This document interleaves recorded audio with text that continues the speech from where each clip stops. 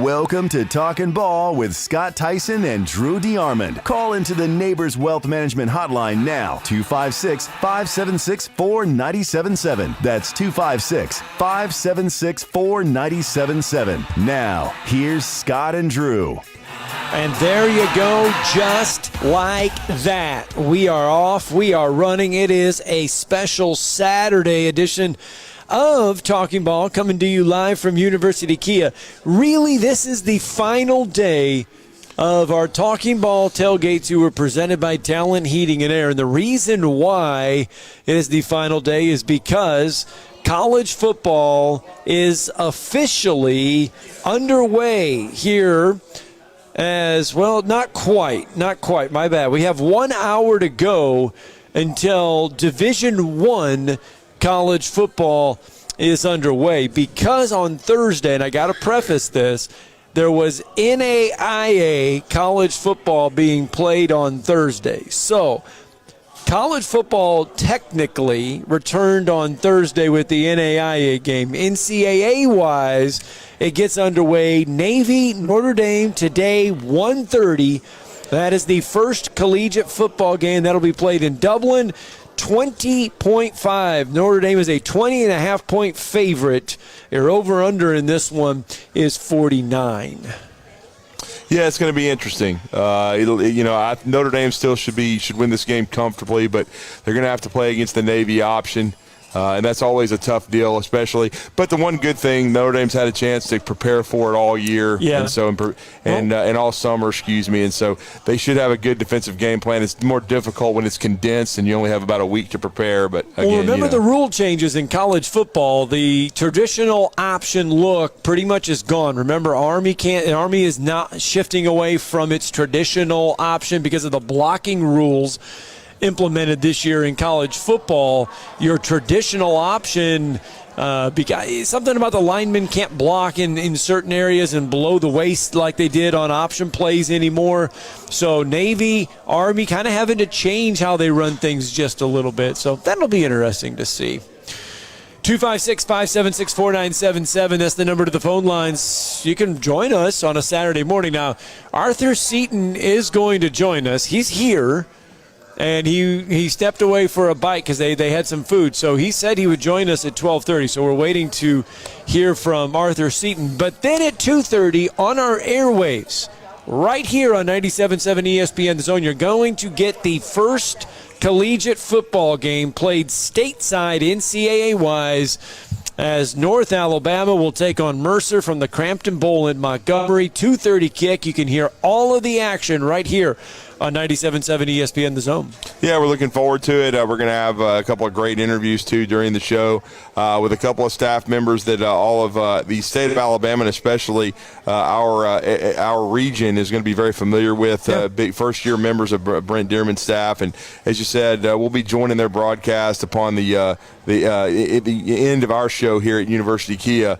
But UNA taking on the Mercer Bears, and it'll be the first time since, I guess, 1995 when they were finishing off their three-peat that they've been on national ESPN, not ESPN2 or ESPNU, but the main ESPN. So great opportunity for Coach DeArmond and his kids to be showcased today over at Crampton Bowl in Montgomery, a beautiful venue. So we enjoyed our hospitality out there and being able to talk to all of the great folks over at UNA the other day, and we're going to be honored to bring the broadcast from the UNA Football Radio Network, and certainly it should be a great opportunity for them to hopefully get off to a fast start, and going to be interesting because it's going to be kind of a completely different style, more up-tempo. It's because, as you know, Coach DeArmond's from the Gus Malzahn tree, so they're going to be doing some different things offensively and defensively, and looking forward to seeing Brock Caraboa's defense and how these guys fly around and play in their first game in this new era of UNA football, as they are now a full-fledged member in football of the FCS. This year marks the 75th year of North Alabama football. UNA is 42-28-4 all-time in season openers.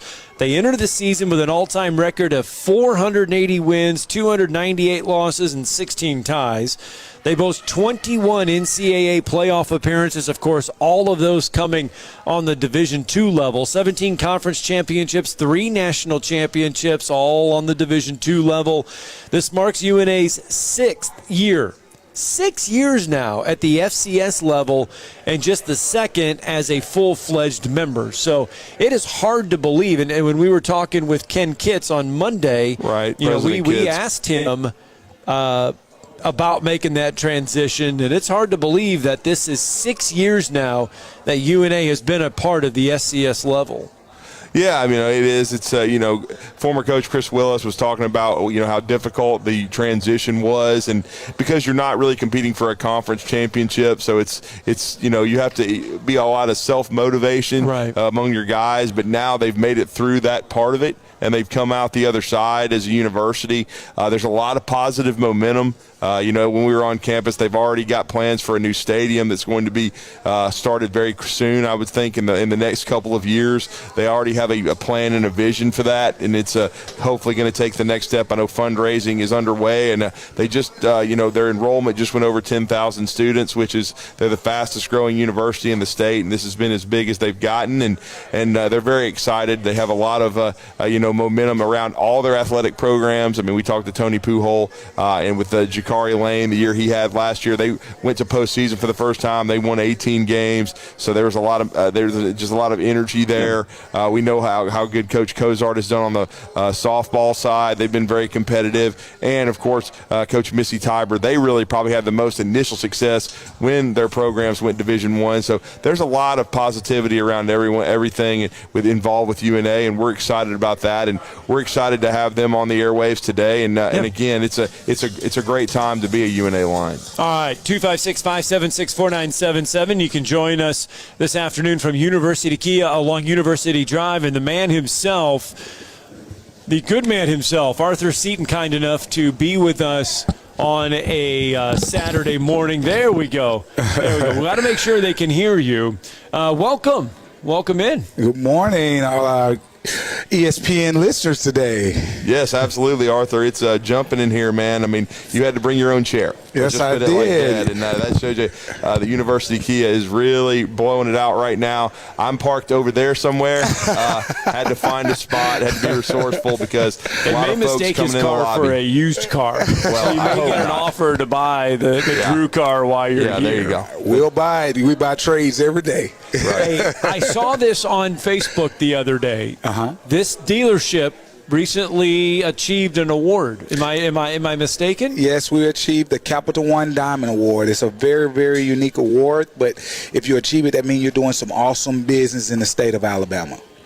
So we was one of the recipients out of 3 in the whole state of Alabama to receive it. Wow. That's an awesome accomplishment, man. And talk about what all's been going on at Kia. I mean, in every corner of our lobby here, there's deals going on, and just let the listeners know what you guys have, the energy coming in here, man. Well, right now we got 7 truckloads of cars. I mean, that's more than anybody probably in the Southeast region right now of new vehicles. Kia's really stepped up because we've really been doing a good job of turning our inventory, and right now we got really good deals going on. Yesterday we sold 15. The day before that we sold 10, and we'll sell 25 today. We already got like 11 cars out already so far, and you see every desk is capacity right now, and people are waiting. Right now deals are doing wonderful at University Kia. Well, you mentioned 7 truckloads. Yes. Yeah. We've been out here a few times, and there has not been a car. When we first started coming here, there was always like 3 cars inside their building here. It's been a while because of the demand and because of the shortage. Yes. We haven't seen a lot of cars. This is the first time we've seen one actually here in the showroom. And I'm telling you, this one right in front of us. We just sold it, so if you blink your eyes, we're going to be pulling it in. Okay. So it's sold today. So GI Junior has already been sold. What is this, though? That is the all-new EV6 right now. It's an all-electric vehicle. Let me tell you something. That's the hottest car right now Kia has on the market. And I tell you, for the price point, electric vehicles, it's like I've been driving one for the last month, and I tell you, it feels great just to plug your car in at night and go the next day, and you're not spending any money on gas. How hard is that around Huntsville to find places to charge it? I mean, if you don't want to charge it at home, or how easy has it been for you to charge an electric vehicle? Surprisingly, they're everywhere. I mean, you go to Walmart, you go to Target, you go to every dealership, you go to most gas stations. They have secretly just put the stations everywhere. Just start looking. Like even in apartment complexes now, you can plug in at most apartment complexes. So it's slowly but surely taking over. The electric car it's the car business of tomorrow. And then for our listeners, kind of explain, when you guys get 7 truckloads, are some of those already sold? Absolutely. Because you know, like, what you're getting from your shipments in, like you said, because you guys move so much inventory that they are sending you guys probably more cars than anybody in the state, maybe the Southeast, as far as from the Kia dealers, from your Kia corporate arm. Well, it's called on a turn and earn. The more you turn, the more you earn. You see 11 years in a row we're top Kia dealer in the state. We're doing an amazing job of turning our inventory. We got some loyal customers, especially from the customers that come in off even ESPN, guys. We do a lot of advertisement, a lot of giving back to the community. And when you do that, you know, customers give back to you and they shop with you. We do a good job. We have a great staff. We've actually added Marcus Worthy, you know, local football player with the Alabama A&M, teammate of mine. He's over here. He's on the desk. We got Mike Lucente. He's a steady Eddie guy, and Eddie Lowe is our general sales manager, doing an amazing job. And these guys they're focused on putting car deals together right now. They sure are. The electric vehicle. I mean, I'm intrigued by this electric vehicle. How many do you have usually? I mean, I'm sure when it first started, 1 or 2, but has the demand become so high now for electric vehicles? I mean, are people really, really buying all in on electric? I would say year over year, yes, absolutely. Okay. It's with all the incentives that people are getting going electric. It's just like in houses, you know, the solar power. Everything is going solar, electric, you know, to save on the economy. You know, it helps in so many ways. But it hasn't caught fire like we predicted, but it's doing really, really well. Like if we get 10, we'll sell 5 in a month. You know, so well, that's quite a bit. Yeah, that's a big push for us. So we're doing a good job, and we always can do better. You know, and used cars. There's a nice. I tell you what.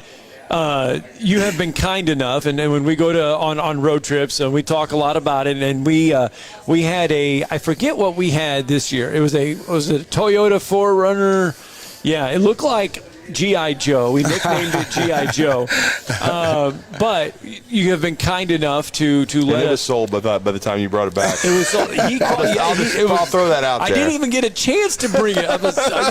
He calls and tells me it's sold while we were driving it. But used cars, there's a great selection. And you need to let me drive the Mercedes out here for a little bit. Come on, we'll man. Like every car I ever put you in, I usually sell it the week you bring it back. So that's a good thing. You got the touch, Scott. All right. So there's a Mercedes right out there. Just let me drive it for a couple days, and I'll bring it back sold. Go ahead. We are more than welcome to let you do it. The good thing about right now, we got pre-loved vehicles at University Kia. Go to universitykia.com. We have all our vehicles priced, and they're pictured up. We have about 40 to 50 pictures on every car. And price, we change prices daily, guys. So you have to really stay upbeat on looking at our inventory, but we price them to market. And when I tell you if the market's good, we're going to try to be top 3 in the market. So if you're looking at a used car somewhere else, you're paying too much. University Kia is going to price you the best out the gate. You not have to go back and forth. We give you the best price up front, so you don't have to go anywhere else to shop for a pre-loved vehicle. I don't call them used. I call them pre-loved. Pre-love, that's good. Hey, high school football season's underway. High school football season's underway. Go Mustangs! Yeah, big win last alma mater's is going to be underway too. They're going to. We were at Alabama A&M Wednesday. We talked to Coach Maynor and we talked to everybody in the program, and they're really excited. Yeah, man, they're opening at Vanderbilt, they Coach Maynor's already had so he didn't have to really change his practice schedule. They practice at 5:30 in the morning, so even with this heat, they're beating the heat. They were on the practice field when we got over there, Arthur. And beautiful new event center. I know you've been in there. I mean, it's a beautiful facility.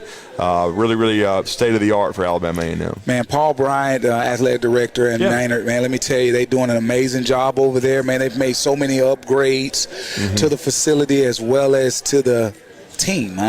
Coach Maynard got a good quarterback. I went and watched some of the last week fan day, and man, the team looks amazing. That quarterback, the new guy, let me tell you something. He's going to lead us. I think this is going to be our year. I mean, I know Coach Maynard is an excellent coach, and everything he's doing over there is doing nothing but improving the university as well as the Bulldogs. Go Bulldogs. All right. Thank you, Arthur, for taking time.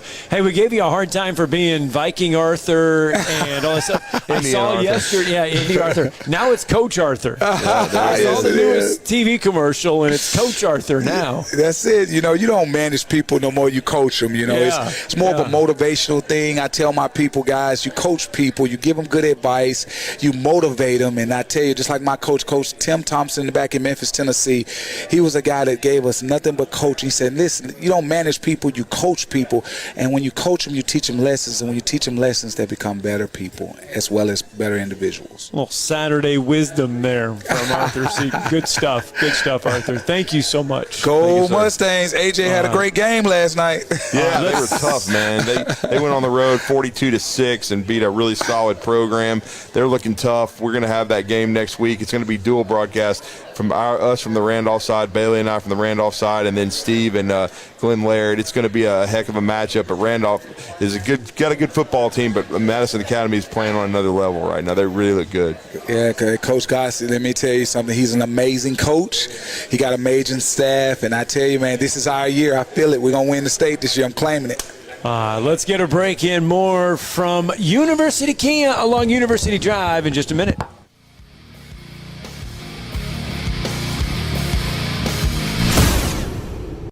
You're listening to Talkin' Ball on 97.7 ESPN, The Zone. Hey folks, this is Arthur Seaton, managing partner at University Kia, proudly saying Roll Tide and War Eagle.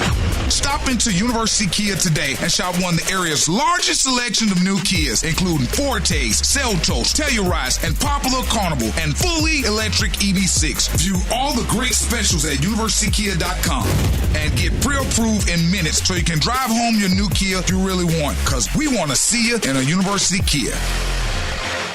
Are you tired of chasing a roofing contractor to show up on time, or even show up at all? I'm Sam Fleming with Fleming Roofing and Restoration.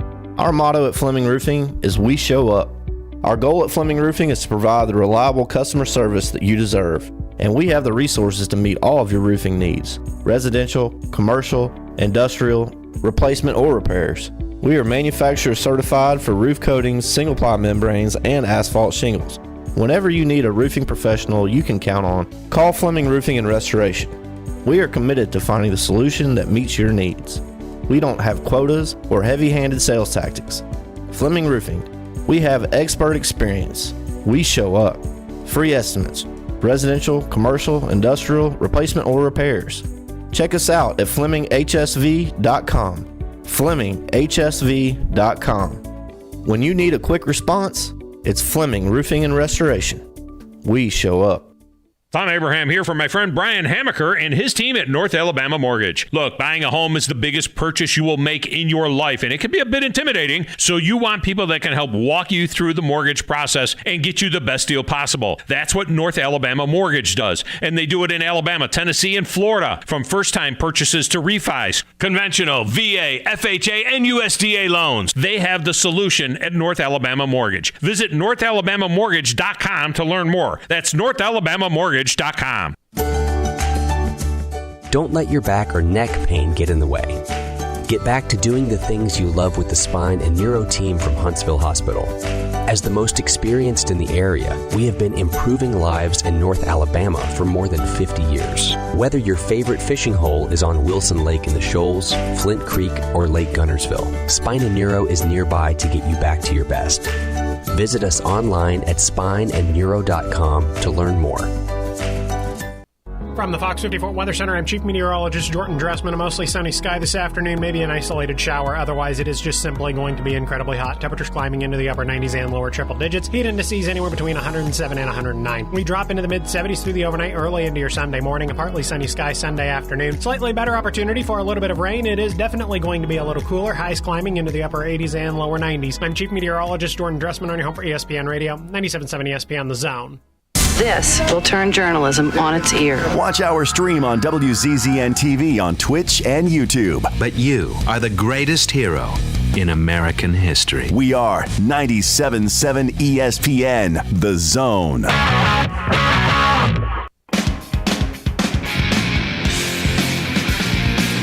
Hey, welcome back. Talking Ball, 97.7 ESPN, The Zone. Scott Tyson, Drew DeArmond with you, hanging out on a Saturday afternoon. Not morning, Saturday afternoon here from University Kia, 256-576-4977. Feel free to be a part of the program, be a part of the show. Coming up in just a few minutes, we will hear from Deshaun Davis. We sat down with him on Monday in Florence. Former Auburn Tiger, now on the coaching staff at UNA. We will hear from him. Great conversation we had with Deshaun Davis. There was a lot of college football, well, there is a lot, I should say, of college football being played today. There was a lot of high school football being played last night all across North Alabama. In fact, the last 2 days, Thursday and Friday, all belong to the high school level. And over at Milton Frank Stadium last night, the Lee Generals and the Westminster Christian Academy Wildcats had a heck of a ball game. Lee prevails in that one, but there was no shortage of offense in that contest. Yeah, I was texting with Jimmy Lay last night. He was keeping Ben Thomas and I updated on that, and it certainly was a heck of a game. It was high scoring. It was back and forth for 3 quarters, and unfortunately, for Westminster, they lost their best player, Brandon Mush. We talked about him.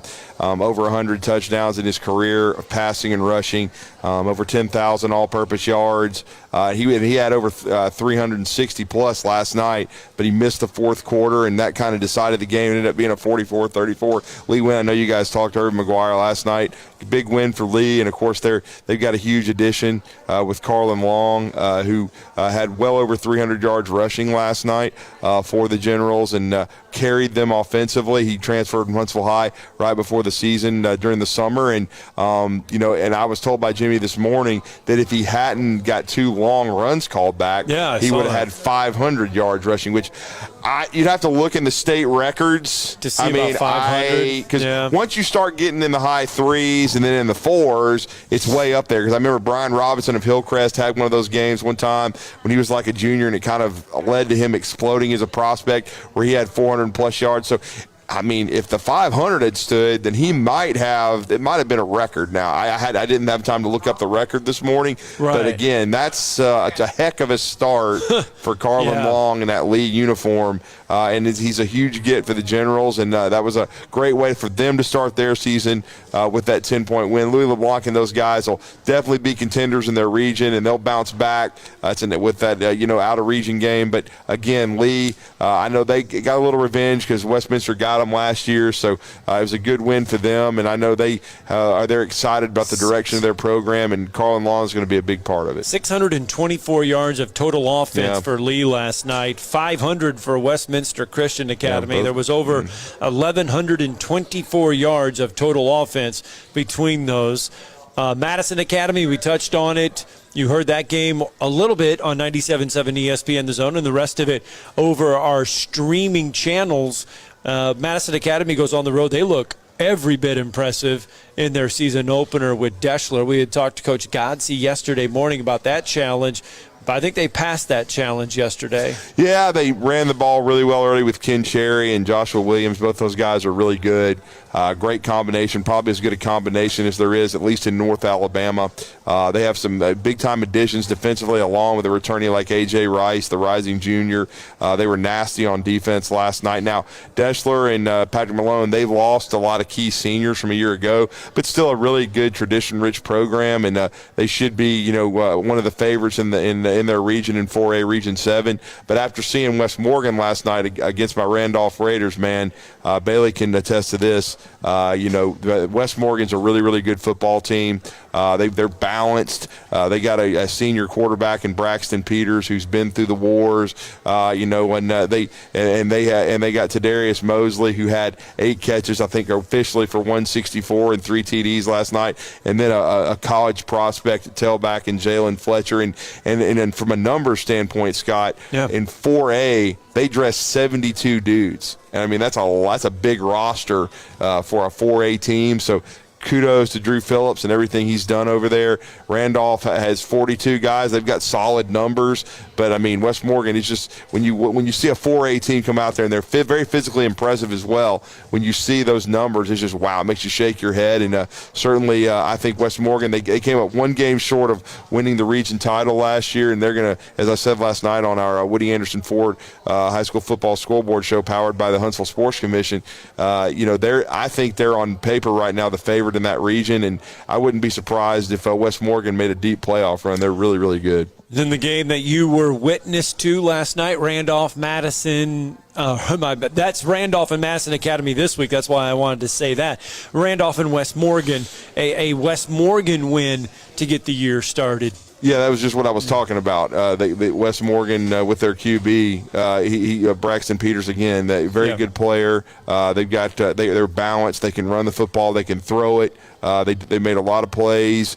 And then defensively, I thought West Morgan did a good job. They didn't allow any explosive out of Randolph's running game. Randolph used a bunch of different guys to carry the ball as they're trying to find out where the pieces fit. But I did think William Mitchell, the young QB, had a good first game, especially against the caliber of opponent he was playing against. He had a couple of interceptions, but he threw a long touchdown pass to Rowan Campbell at the end of the game, 45 yards, and he rushed for a couple, made some big runs on quarterback draws during the football game. And so, again, I think that Randolph fought. I mean, they could have laid down. They were down 34-7. They ended up losing the game 41-20, but they got some building blocks. And the key thing is they want to win 4A Region 8. And certainly – you're going to find out, how good you are, what you need to work on when you open the season with a West Morgan team that's certainly going to be a top 10 team in 4A, and then a 3A team in Madison Academy, as you heard,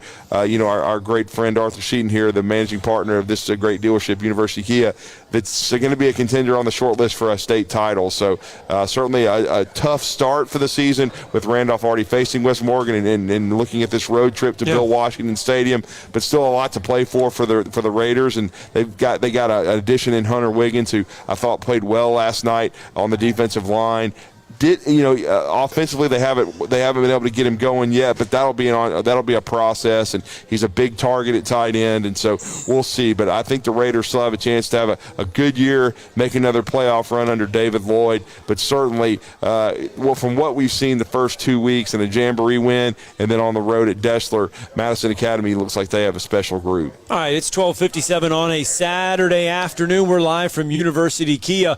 We'll talk more high school football. We'll blend in some more of the outcomes of last night, week 0 here in a little bit. But let's get a break in, because when we come back, Drew and I had a chance to sit down with former Auburn football standout Deshaun Davis, now a member of the UNA football staff. We will let you hear that conversation coming up right after this break.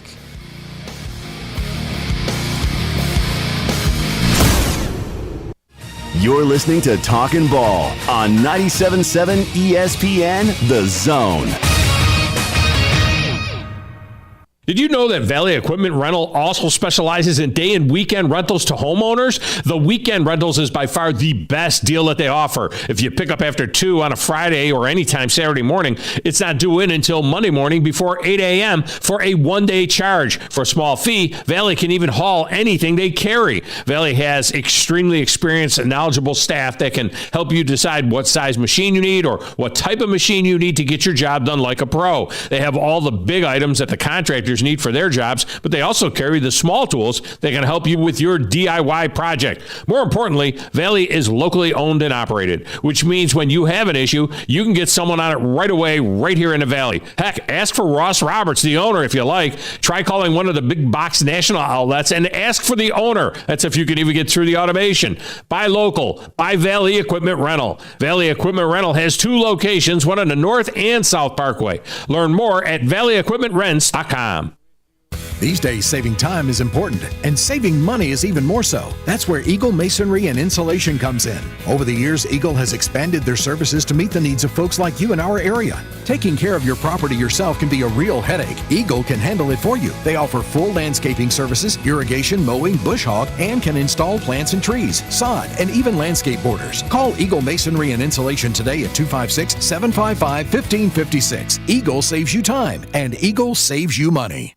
I'm attorney Gary Lackey. If you've been injured and need a lawyer right now, and pick up the phone to call, you know, one you've seen on a billboard or on TV begging for your business, do you know who you really get?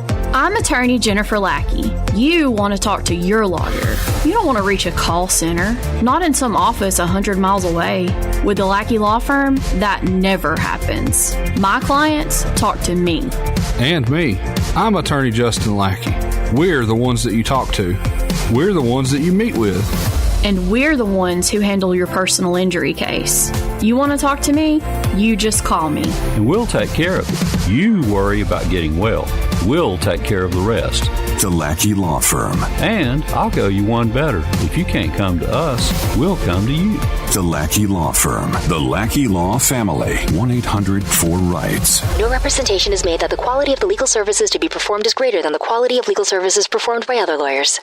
From the Fox 54 Weather Center, I'm Chief Meteorologist Jordan Dressman. A mostly sunny sky this afternoon, maybe an isolated shower. Otherwise, it is just simply going to be incredibly hot. Temperatures climbing into the upper 90s and lower triple digits. Heat indices anywhere between 107 and 109. We drop into the mid-70s through the overnight, early into your Sunday morning. A partly sunny sky Sunday afternoon. Slightly better opportunity for a little bit of rain. It is definitely going to be a little cooler. Highs climbing into the upper 80s and lower 90s. I'm Chief Meteorologist Jordan Dressman on your home for ESPN Radio, 97.7 ESPN The Zone.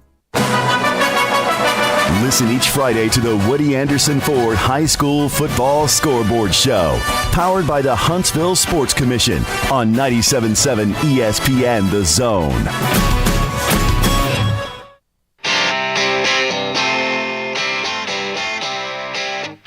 Back to Talking Ball, 97.7 ESPN The Zone. Scott Tyson, Drew DeArmond with you, and it's always good to talk college football. And we've talked a lot of North Alabama football over this past week. They were our first stop on our Talking Ball tailgate tour as they take on Mercer to get the new year started. The new era started, and with a new era comes a lot of new faces on the coaching staff. Yeah, there is, and there was one who meant so much to the Auburn Tigers when he was an inside linebacker, all-SEC player, and he's now in his first year coaching for the UNA Lions, coaching the inside backers. That's Deshaun Davis, and he's been kind enough to join us on our tailgate tour presented by Talent Heating and Air. Coach, how are you doing, man? Doing well, man. Thank you guys for having me. What's the biggest difference between being coached and coaching? Well, I'm doing a lot of the yelling and pointing right now, so it's good to be on that side of it. But it's nothing like just playing the game of football, man. I'll be sitting here lying to you if I told you that I didn't miss it, but it definitely scratches the itch just still being around the game of football.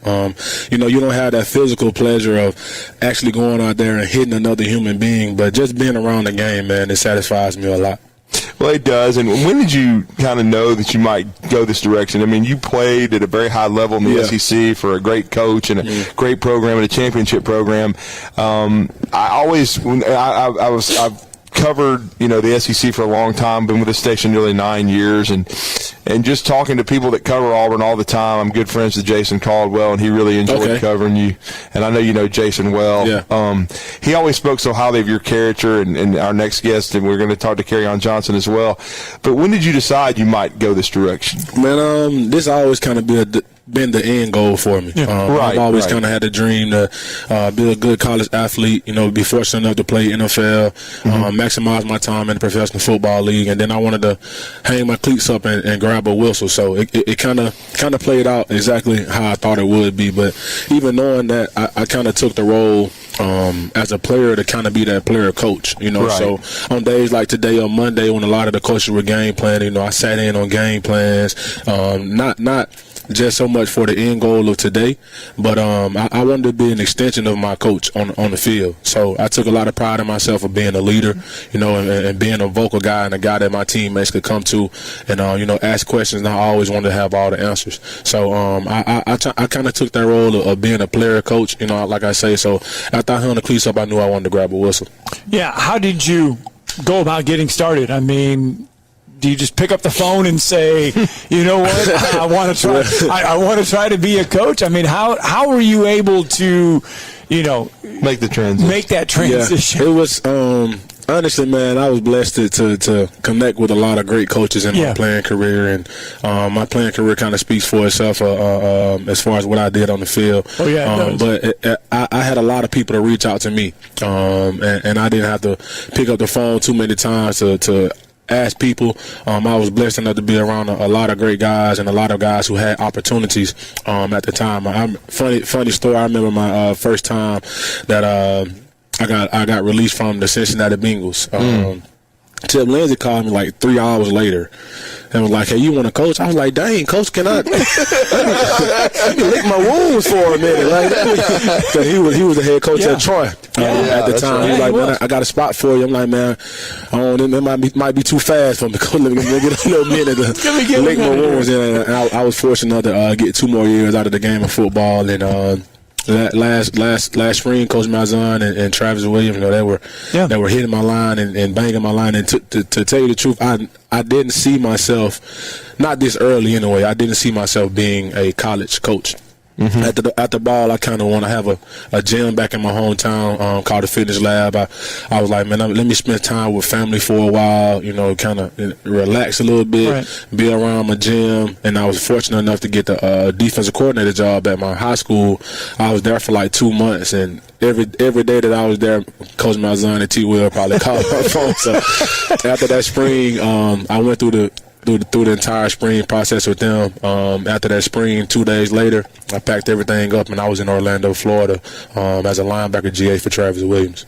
Wow. Yeah, I know he's meant a lot to your career. He, much like yourself, he was another guy that I think got every ounce of his ability at Auburn. I think everybody saw how cerebral he was and that he would be a natural coach. You're the same way. So I know there's probably a lot of kinship there with you and Travis. Yeah, the guys see me all the time with this big sun hat outside of practice, and T. Will, I kind of got that from T. Will. Actually, T. Will actually bought me that hat. When I was in Orlando. So every day I put it on, man, that's the first guy, that I think about, man. But we have a really good relationship, man. Even as a player coach, man, that was more of a father figure or a brother to me. Yeah. And it's a lot of the things that I see myself doing unconsciously that when I take a step back, I was like, man, I look like T. Will doing that. I sound like T. Will doing that. But it's just because we spent so much time together, and I model the way he coached because I know what he did for our room, and I know what he did for me as a player as well, and I know his tactics work. So I kind of buy his swag a little bit, and I laugh and joke about it. But I tell people all the time, man, it's not a bad idea to follow success. No. The game has changed quite a bit. It's changed even from when you were at Auburn. Yeah. How do you adjust, and how have you seen it change from being from a player to a coach? Oh man, it's a different mindset. You definitely have to put that different mindset in because as a player, man, it's more of, hey, let me get myself ready. Especially me, I knew as a player, man, a lot of my guys fed off my energy. When I was on my P's and Q's, they were fine. I knew that I had a lot of good guys that they trusted me and they were going to follow me where I took them. And as a coach, it's kind of different because the hardest thing for me was realizing that everybody doesn't see it like Deshaun Davis see it, or everybody wouldn't fit this run how, or they don't see those pullers leaning back or whatever the case may be. And I'm pretty sure a lot of other coaches can tell you the same thing. So the drastic change is meeting the guys where they are and squeezing the limit to get everything out of them to get them where you see they can be. So that's just been the I wouldn't say the hardest part, but it's been the learning curve for me. But I've been able to adjust to it rather quickly because, like I said, as a player, having that leadership role, it was different for me to look at Trey Williams, who was a linebacker, and motivate him I couldn't motivate Trey Williams like I motivated Darrell Williams. You know, they're two different guys, two different backgrounds, two different cities, cultures, whatever the case may be. So I had to realize how to reach Darrell Williams and get the best out of him, and how to reach Trey Williams and get the best out of him. And it's the same thing, being a position coach, having a lot of different personalities in your room. Everybody, we have a standard, and we want to reach that standard, but I understand that linebacker A doesn't have the ability that linebacker B has. Right. Linebacker B may be a mental guy. So whatever I have to get those guys to maximize their effort and their abilities, that's what I'm trying to do right now. Well, we're with Deshaun Davis, inside linebackers coach, UNA Lions. How have you seen your group that you inherited here at UNA grow? Because I know you said you've had to do a lot of coaching, a lot of vocal stuff. Yeah. How have they grown? As you're now in game week getting ready for Mercer? Man, I can say just from being with these guys in the spring and what we are now, just walking into game, we are. And I don't want to give all the credit to me. It's been a lot of you guys, but it's been a lot of work we've been putting in. But the mental side of the game is coming so much easier to us right now, and I can tell that the guys have been playing a lot faster than what we were in the spring. We have a way more physical group than what we had in the spring as well. So just stacking days, man, laying good foundation, and to be honest, we're not there yet. You know, we need this week of preparation. And the beautiful thing about football, we play at 2:30 on Saturday. I need my guys ready at 2:29 on Saturday. So it's every day until then. It's something that we can do to get better. It's something that we can do to prepare ourselves. And when that ball kick off, we need to be able to fire every bullet that's in the gun. Purple swarm. Yeah, there you go. That's the two words we have heard a lot about this morning. Purple swarm. Yeah, man. Purple swarm is one of those defenses, man. Those national championship defense, man. When you think about that guy, the first thing that come to mind is Ronald McKinney. Yeah. And that's a name that when I got here, people they smashed it in my face. You have to know Ronald McKinney. You got to know Ronald McKinney. And I started to do some research, and I'm like, hey, why wouldn't I want to know this guy? You know, he's one of the best players to come through UNA, and probably one of the best linebackers, to come through this building. So that unit that they had, man, it was a very special unit. You know, that they were a stingy defense. They played for each other.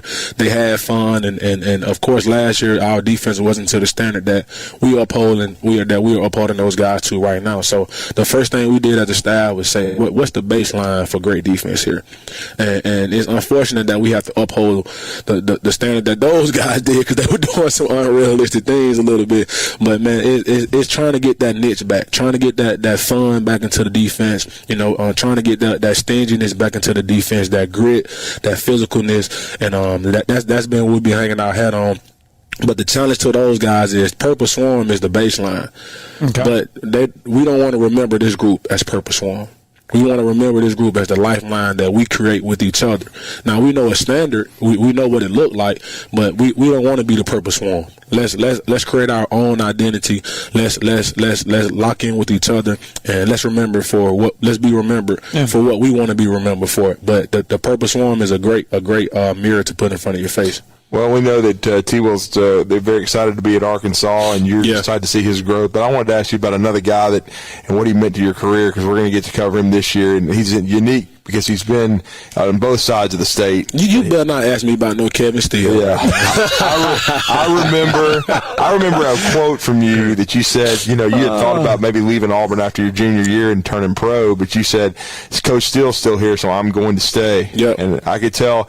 And you guys defensively were so well connected. I mean, you guys, I always bring up the story. There was no defense in the 2019 season that did better against LSU than Auburn. And Coach Steele did such a great job in his tenure there. What makes him special, and what made you have to connect with him so well? Man, I tell you that entire coaching staff, to get on Coach Steele, but that entire coaching staff, man, it was just a different camaraderie. Like I've never been around anything like that in a football building. Just the friendships that we had, the family atmosphere that we had. Like when we went to practice every day, it was like I say, it was like we were going to practice with our brothers, with our father figures, and they made the game of football so much fun for us. And it was a player-oriented defense. Like it was a player-oriented defense. Like Coach Steele trusted me so much. I remember I have a photo. My first game starting. against the Clemson Tigers. Deshaun Watson came down to Auburn University, and the Tigers came down to Auburn University. And Coach Steele came to me pregame and grabbed my hand and said, "You got the keys to the Cadillac. Drive us to destiny." And that was a big moment for me, it's my first game starting in college. It's 95,000 in Jordan Hare. We got the one of the top teams coming into our background, and I needed that little confidence. I needed that little boost, to kind of get me over the hump to say, okay, yeah, this is your show. So like I say, man, it was great playing for a guy like him, man. He was a player-oriented guy, trusted his players. He made the game of football fun for us, and he was a smart guy. We trust his scheme. And it's proven. It's proven that he has success doing what he does well, and I'm excited to see what he's going to do over there in Tuscaloosa, except for one game. You've played football, and you played in an era where the spread offenses really were starting to come into its heyday and stuff. Defense has changed. I mean, you brought up UNA and how stingy that defense was with Ronald McKinnon, but that was a different style of football. For sure. You've been a part of it, and Coach Steele has led. Every defensive coordinator has talked about it, that gone are the days really where you're going to keep a team at 9 points, 10 points, 100 yards. It's tough. Talk about that. Talk about now you're trying to coach against spread offense. Talk about playing against it and now having to coach against it, and how real it is that people need to grasp in their mind that a college defense in today's world, if you can limit a team to 250 yards, 20 points, you're doing good. Yeah, it's a different game. It was kind of easy back in the day to hold somebody to 150 yards. And they're going to run just barely 25 times. That's easy to scheme up. But I was talking to our defensive staff a couple of days ago, and they was asking me some questions about how do you think this player is, and how do you think this player? I was like, Coach, to be honest, I kind of got a different eye for it, because I've looked on the other sideline and I've had to cover Jerry Jeudy and Calvin Ridley and Jalen Waldo and Devontae Smith and Jalen Hurts is at quarterback and Damon Harris is in the backfield, and this is all one team on one Saturday. So I'm like, man, it's been times where we've really, as a defense, because we used to have a lot of player-ran meetings, but even as a defense, I remember in 2017 when Alabama came to Auburn after we beat Georgia, and I was like, hey, bro, let's be realistic here. It's some guys on the other sideline. They're projected first-round draft picks. They're 5 stars just like us. We have to be sound in defense, but let's be stingy, but let's not be stupid. They're going to make some plays. I mean, they're a talented group of guys. They're going to make some plays, but what we have to do special this week, just tackle the catch. If they get a slant and it's 12 yards, it's okay. Just knock the ball down. Let's go play the next play. And we had a defense that we feel like a lot of guys, they weren't going to methodically drive the ball down the field. And a lot of times that's the recipe for being a successful defense, in today's world. Like, a lot of guys offensive coordinators are brilliant. The rules of the game are allowing you to do a lot of things as an offense and run a lot of different routes, where even as defense after 5 yards you can't touch them, so they can rub and they can cross and all type of things like that. So once they create that space and those opportunity, man, just knock the ball down, tackle those guys and make them snap the ball again. And the recipe for being a successful defense in today's world: limit the big plays. Limit the big plays. Make quarterbacks take those 4-yard completions, those 5-yard completions. Live in second and long, and you can get those guys in third and long situations. Then you can get into your fun packages and bring some of those rapid guys in that can do some things off the edge for you. Yeah, and I got one more question for you as we wrap this up, because I know how much Pritchard means to you. You were at Viger, as you said, for a short period of time. What you know about Pritchard, man? Well, hey, I don't know. As he'll tell you, he grew up in Iowa. I grew up in Alabama. Okay. So I followed high school football a long time, so I know how much talent's come out of Pritchard, Alabama. Yes, sir. But then also Coach DeArmond's father coached there. He grew up in that town. Yep. Was that kind of the connection that got you here? What has Pritchard meant to your career? That's 1,000% the connection that got me here. A lot of people, Coach DeArmond speaks about it a lot when he introduced the staff, but a lot of people really don't even know. Coach DeArmond was my offensive coordinator my freshman year. I had to sit out my freshman year. I played one game against Williamson High School. Davidson was my second year, and they turned me into the state. So I couldn't play my freshman year. After I played one game, had 12 tackles, and sat down the rest of the season. But after then, I still wanted to be around the team. Right. So he was the offensive coordinator. So I went over and started to play scout team running back. So he was a scout team quarterback. I was the scout team running back, and we gave the defense trash the entire year. We kind of threaded him at practice, and we kind of started to build that relationship and that bond. And he was at Auburn when I first got to Auburn. Right. And a lot of people, quick story, man. A lot of people when I first got there, a lot of people know I had a little problem with my defensive coordinator at the time, and a lot of people was like, man, we missed on Deshaun Davies, and we don't. He probably not going to turn out to be who we wanted to be. And even to this day, Travis Williams tells me, Rodney Gardner told me, Gus Malzahn told me himself. Brent DeArmond was an analyst at the time. He wasn't even a position coach. He was an analyst. Didn't have too much voice in the room. He was one of those guys, along with Damian Craig, to stand on the table and say, hey, that's a football player. Might not be fast, he might not be as big as you think they're going to be, but he's one of the best football players on his team. And at the time, a lot of people looked at him crazy, and it probably what got him out the door the next year. Making that statement as well.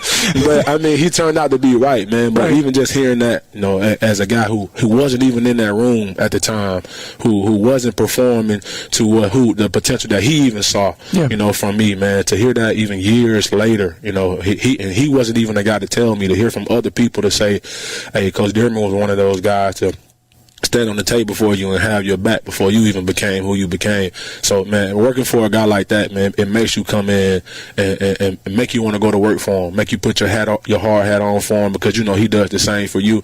And he's a family-oriented guy, man. Like I say, he played at my high school, so he understands me. He believe it or not, he was the starting quarterback at Varga High School, and a lot of people laugh when I say that because he was in Pritchard, Alabama, man. But yeah, that's a special guy for me. That's a really special guy. Well, Coach DeArmond also told us that you guys would be one heck of a pickup basketball team. Yeah, as long as he gives me the ball and get out the way.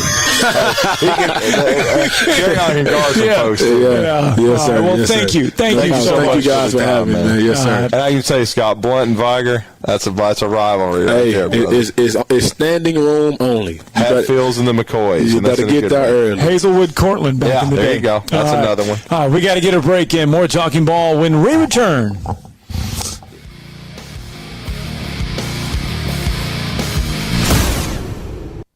You're listening to Talkin' Ball on 97.7 ESPN, The Zone. Do you have discomfort in your legs? Varicose veins can affect not only how your legs look, but how they feel. Symptoms of varicose veins include pain, swelling, aching, heaviness, and fatigue. Dr. Tracy Lowry of Best Vein Care of Huntsville can diagnose and treat your varicose veins with the latest minimally invasive techniques. Diagnosis and treatment is covered by most insurances. Call 256-715-7151 to schedule your free screening. Go to bestveincarehuntsville.com.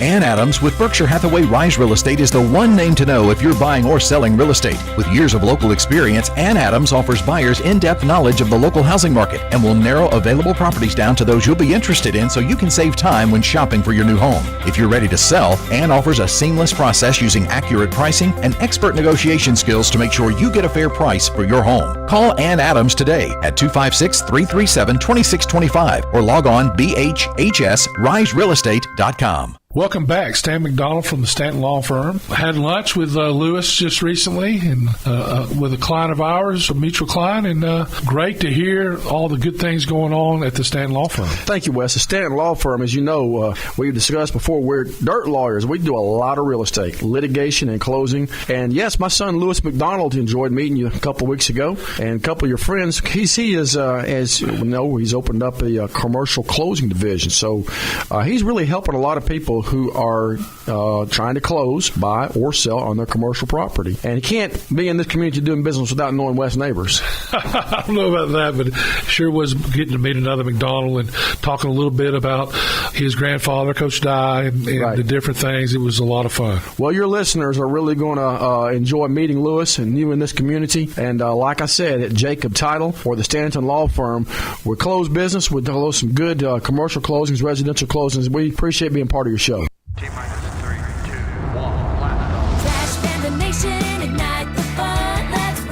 The weekend at Toyota Field is officially underway as the Birmingham Barons take on your Rocket City Trash Pandas. As always, fireworks close out the evening on Fridays and Saturdays. Plus, after the game on Sunday, kids get to run the bases. Get your tickets for the weekend now at TrashPandasBaseball.com. Let's rock it. From the Fox 54 Weather Center, I'm Chief Meteorologist Jordan Dressman. A mostly sunny sky this afternoon, maybe an isolated shower. Otherwise, it is just simply going to be incredibly hot. Temperatures climbing into the upper 90s and lower triple digits. Heat indices anywhere between 107 and 109. We drop into the mid-70s through the overnight, early into your Sunday morning. A partly sunny sky Sunday afternoon. Slightly better opportunity for a little bit of rain. It is definitely going to be a little cooler. Highs climbing into the upper 80s and lower 90s. I'm Chief Meteorologist Jordan Dressman on your home for ESPN Radio, 97.7 ESPN The Zone. This segment of Talkin' Ball is brought to you by University Kia, the #1 volume Kia dealer in the state of Alabama. Located online at universitykia.com. All right, welcome back. Talking Ball, 97.7 ESPN The Zone. Scott Tyson, Drew DeArmond. Very short time here left in hour number 1. We are live from University Kia along University Drive. The countdown to the start of the college football season in the state of Alabama reads almost 65 minutes. Yep. So I imagine down at the Crampton Bowl right now, they've got about 65 minutes probably up on the scoreboard and counting down because UNA will take on Mercer at 2:30 right here on 97.7 ESPN The Zone. Yeah, they will. It'll be the UNA Lions and taking on the Mercer Bears. And I know Ben and Brian, our two good friends, just gave us a shout-out on social media as we are going to be streaming their game and are carrying their game, on our main airwaves. Right as we're going straight up into the pregame, even though we've also, with Scott and I's work, and we couldn't thank Ben and UNA enough with our sit-downs with absolutely that they were able to hook us up and we were able to sit down with these two outstanding young coaches, because I'm just telling you, when you're talking about Deshaun Davis, he's a rising star in the profession. You just heard from him. And, of course, we're going to hear from Coach Carry-On later in the show, Carry-On Johnson. So that's going to be awesome and a perfect lead-in to the UNA Lions at Crampton Bowl, Scott, taking on this Mercer Bear football team. And coming up in about 4 minutes, you get the first – I guess you could say Power 5 football team playing. Not you can say it is the first Power 5 football team to play. 13th ranked Notre Dame will take on Navy in Dublin. That's what I call them now, 1988. 1988, because the last time they won a national championship. See, you can't say that about Georgia anymore. Before it was Herschel Walker DVDs or VHS tapes. Yes, converted from VHS tapes. You can't say that anymore. Now we can talk about Notre Dame having to convert from VHS tapes. Today was the first version of College Game Day. You heard a little bit of College Game Day over our airwaves on 97.7 ESPN The Zone. Right. All of the analysts that are part of Game Day now, you have Kirk Herbstreit, Desmond Howard, and Pat McAfee. Those were the 3 analysts this morning on College Game Day. They each picked their conference champion, and they picked their group of 5 team to watch and their national champion. And Desmond Howard, remember how bad his picks were last year. Pitt? Wasn't that one of them? Yeah, Texas A&M. Oh. Remember and they that? almost finished dead last. I mean, this was I think the only one he got right, I think he had Michigan in the playoff. I think, Well, coming up in hour number 2, we will go over Who Desmond Howard, Pat McAfee, and Kirk Herbstreit like in the Big Ten, the Big 12, the Pac-12, the SEC, the Group of Five. And the Group of Five team that Desmond Howard and Kirk Herbstreit picked, they play an SEC team early on, and it could be a monster challenge. We'll just leave it at that. I'll preview. That's a good little tease right there. Hour number 2 of Talking Ball live from University Kia, the number 1 volume Kia, largest volume Kia dealer, the number 1 Kia dealership in the state of Alabama for over a decade. That's where we're at right now. Hour 2 comes your way, coming up next.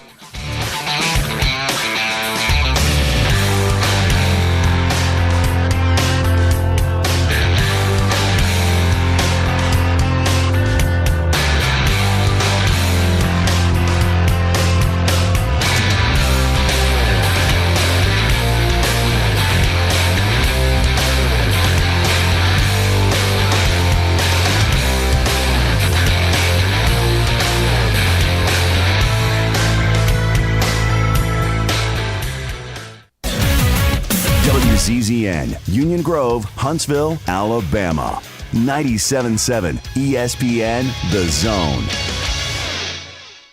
From the Fox 54 Weather Center, I'm Chief Meteorologist Jordan Dressman. A mostly sunny sky this afternoon, maybe an isolated shower. Otherwise, it is just simply going to be incredibly hot. Temperatures climbing into the upper 90s and lower triple digits. Heat indices anywhere between 107 and 109. We drop into the mid-70s through the overnight, early into your Sunday morning. A partly sunny sky Sunday afternoon. Slightly better opportunity for a little bit of rain. It is definitely going to be a little cooler. Highs climbing into the upper 80s and lower 90s. I'm Chief Meteorologist Jordan Dressman on your home for ESPN Radio, 97.7 ESPN The Zone.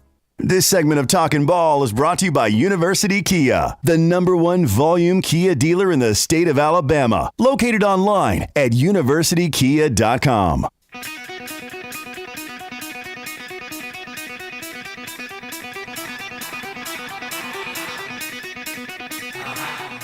Welcome to Talkin' Ball with Scott Tyson and Drew DeArmond. Call into the Neighbors Wealth Management Hotline now, 256-576-4977. That's 256-576-4977. Now, here's Scott and Drew.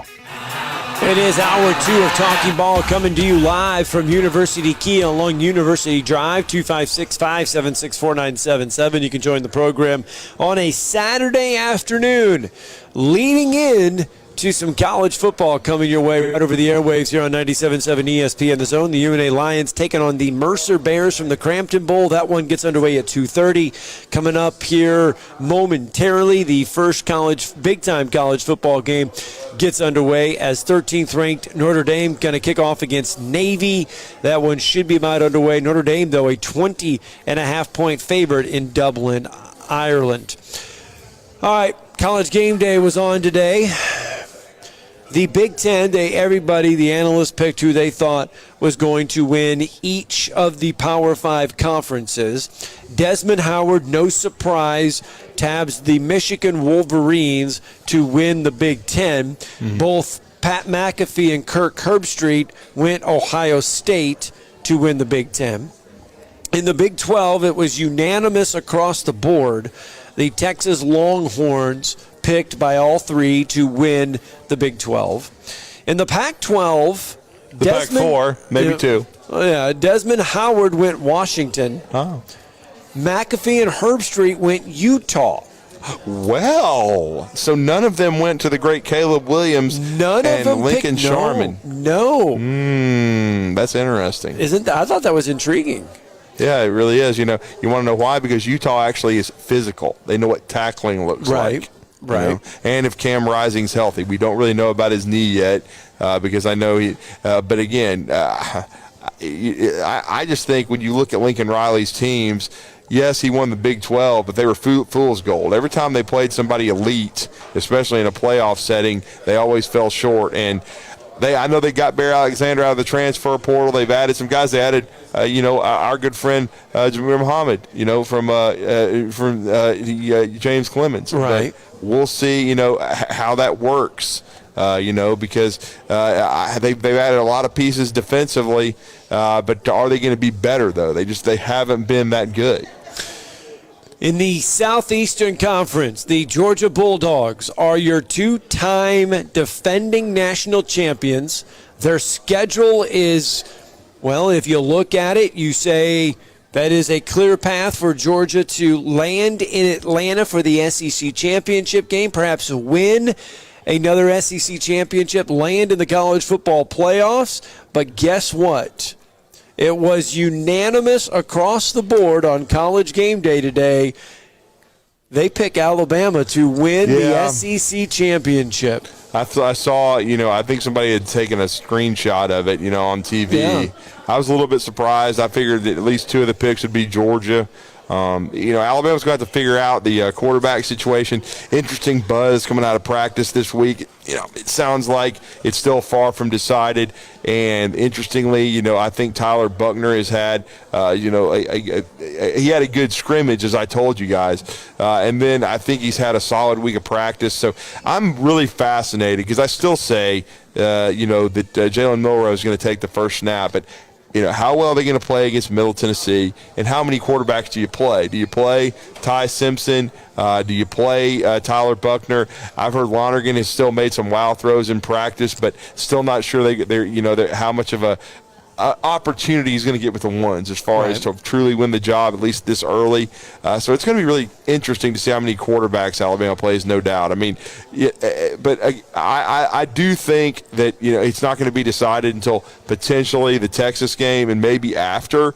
Depends on how well they play against Texas. Now, if Alabama doesn't beat Texas, then this is going to be an ongoing process. Now, if someone steps up, a Milroe, a Simpson, even a Buckner, and they beat the Longhorns, then I think your decision's made. If somebody plays the majority of the snaps and plays well, but there's still a lot to be decided in Tuscaloosa. All right, so what is their playoff predictions, or what are their playoff predictions? Remember how horrendous Desmond was. All right, well, before I get to the playoff predictions, I do want to get to the top group of 5 team, and this is intriguing. Pat McAfee says UTSA. Texas San Antonio Roadrunners. Offensively, they have been a juggernaut the last couple years. One of the best offensive outputting teams in college football, no doubt about it. Their defense has been okay, but UTSA has made a little bit of noise. Desmond Howard and Kirk Herbstreit both say the Tulane Green Waves, who beat USC in a bowl game. They did. And don't forget, Willie Fritz. Tulane travels to Ole Miss, I believe, in week 2, right? I believe that game. We need to check it. I think that game is actually. It may be in New Orleans. Game? I think it may be in New Orleans. Okay. But again, if it's in New Orleans, that didn't to me, because we were talking about that was a dangerous game for the Rebels because of how good. Yes, it is. It absolutely is in New Orleans. So, that's what I thought. That makes that more intriguing by the minute. Yeah. So. That is going to be a fascinating matchup with Ole Miss traveling to Tulane because Fritz has done a great job building up that program. Right. They won the Cotton Bowl. Ole Miss is retooled, and they have an outstanding running game. We talked about that with Quinshon Judkins. We think it's going to be Jackson Dart at quarterback, but could Lane have some musical chairs going on there? Does Michael Trigg finally assert himself? And how good will Wild Turkey, a.k.a. Pete Golding's defense, be against what should be a good offense of the Tulane Green Wave? Again, that is a dangerous matchup when you talk about – now, Ole Miss fans will turn out, and I know they'll travel. There's no doubt about that. Well, the Tulane fans don't have to go very far. I mean, they're in their own backyard. They are. So that is going to be an intriguing group of 5 matchup. If Tulane upsets Ole Miss, and it would still be considered an upset, then Pat McAfee, and those guys may be right. That Tulane could be the group of 5 team to watch. I personally, Pat said UTSA. Pat said UTSA. Desmond and Kirk Herbstreit both going with the Tulane Green Wave. They would be correct if Tulane pulls that game off. Now, remember UTSA? They had a great year last year, but John Summerall and the Troy Trojans beat them to go 12-2 and have their best year. I still think Troy is a team to watch under John. I think they're going to have a really good team. I think they probably, and they got the 2-5-6 secondary. They got Sparkman, they got Randolph, they got Austin. So they got a lot of cats from our area. And I just think that Coach Summerall and those guys are a definite group of 5 team to watch as well. Well, keep in mind, Tulane does start the year ranked inside the top 25. Yeah. Well, they are a top 25 They always do it based off last year. So, again, they should if you're basing it off that because they won a Big Six Bowl. They freaking won the Cotton Bowl. Yep. I mean, they beat the Heisman Trophy winner who shouldn't have been the Heisman Trophy winner because it should have been either Hendon Hooker or Bryce Young. But, people like Dennis Dunce or Dennis stupid, Doofus. Whatever. Yeah, that's what you call. So Tulane's schedule, you know who they open the season with on September 2nd? South Alabama. That would be a heck of a group of 5 matchup because remember we talked to JD this week and Kane Womack. I mean, they had a 10-win season last year, man. They went 10-3. So, and they bring a lot of people back. He talked about, 20 starters? Yeah. So that's going to be a heck of a game. I mean, Kane Womack and Major Applewhite, offensive coordinator, so they got a lot of continuity back at South Alabama. If Tulane is going to be the top group of 5 team this year that does get that New Year's 6 bid, because remember, the top group of 5 team, if they're inside these certain rankings, because this is the last year of the 4-team playoff, they get a shot at a New Year's 6 bowl. The last game on November 25th for Tulane, a showdown with UTSA. Yeah. So there you go. Because Jeff Traylor, man, they signed him to a long contract. Now, it's going to be hard. If he keeps winning at the pace that he's winning at UTSA, it's going to be tough for them to hold on to him. But they've become a really good program and a very good group of 5 program. And that was considered maybe one of the best bowl matchups as far as group of 5 that we've ever had when Troy and UTSA locked up and Coach Summerall and those guys were able to polish off such a great year. All right, the College Game Day playoff predictions. We told you how outlandish Desmond Howard's was last year. This year, he kind of reeled it in a little bit. I think you might agree with all 4. Okay. I think, maybe. Alabama is one of them. Michigan is in there as well. Alabama and Michigan is 2 of his 4. The other 2, Florida State and Texas. Well, so obviously he thinks whoever loses that Alabama-Texas game, it ain't going to matter. Right. Well, I don't trust a Big 12 team, first of all. So no trust at all. Last year Texas looked really good against Alabama, but then they fell on their face at times. You know what I'm saying? And they didn't look great. So we'll see. They were a little bit up and down. They were inconsistent. Now, if they are much improved on defense, and then I know they're real confident in their O-line and Ewers, then they could win that league and potentially and be there. That's not without the realm of possibility. And who did you say the other one was besides Alabama and Michigan? Florida State. Mike Norvell. So obviously that Desmond thinks that Florida State's going to beat LSU. And that would rain on the Bayou Parade. I mean, not necessarily, because they could lose to LSU and run the table in the ACC. No.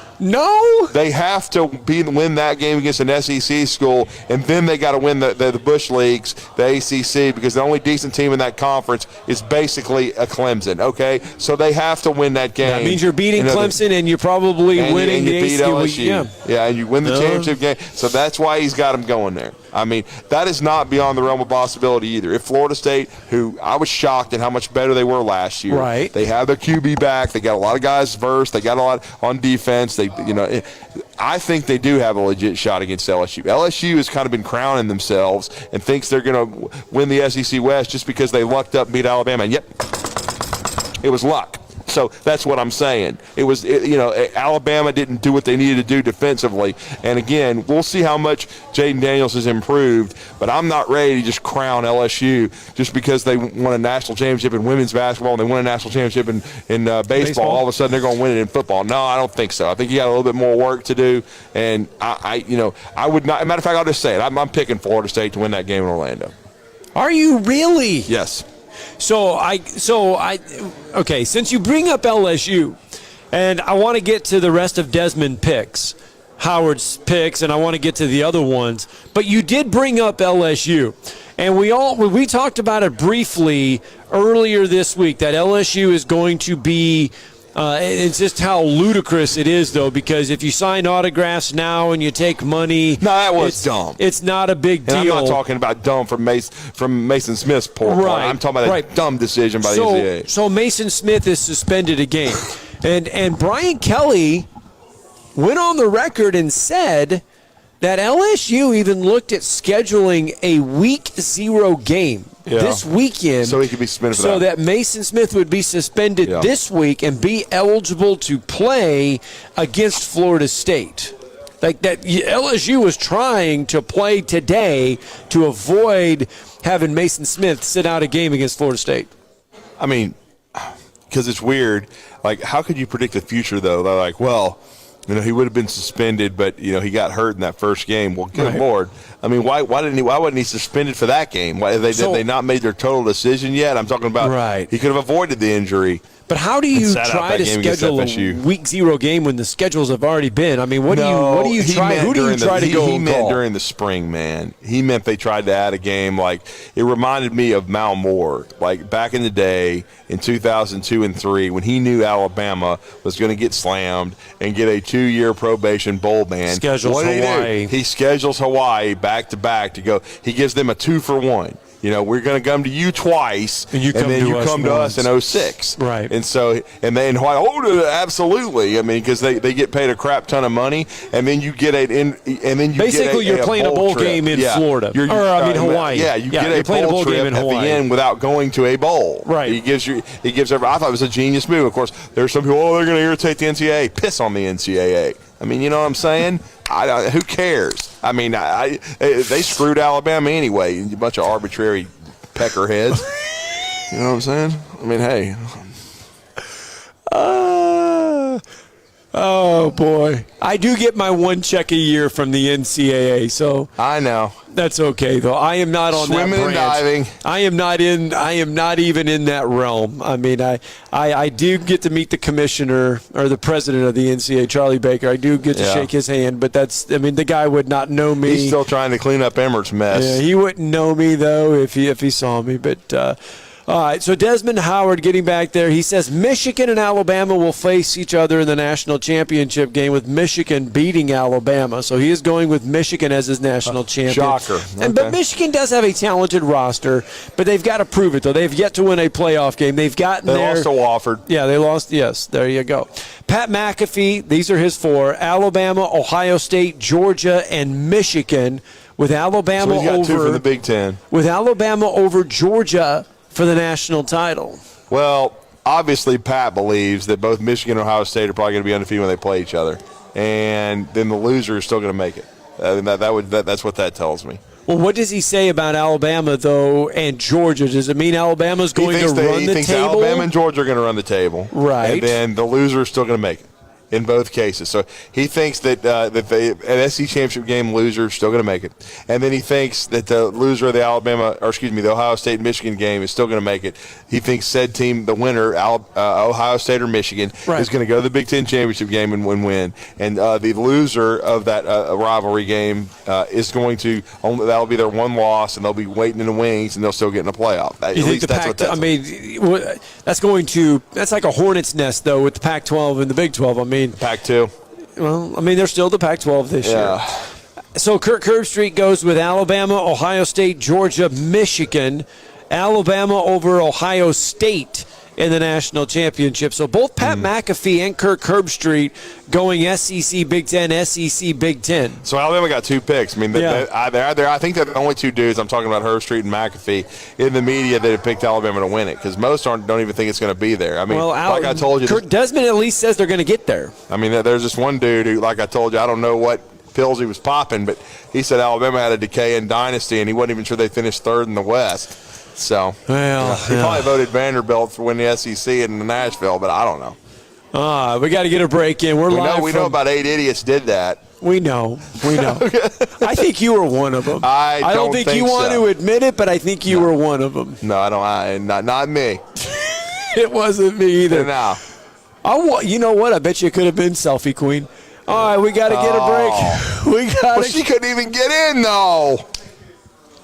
She could figure out how to open the door. Well, then Tom almost fell through. Not because he was looking at selfie. No, of course not. Yeah. I mean, he was just right. Anyway, he we was got out there exploring. I guess I don't know. We got to get a break in. He got 9 kids. He's married. More from University. He wasn't walking a dog. More from University Kia next.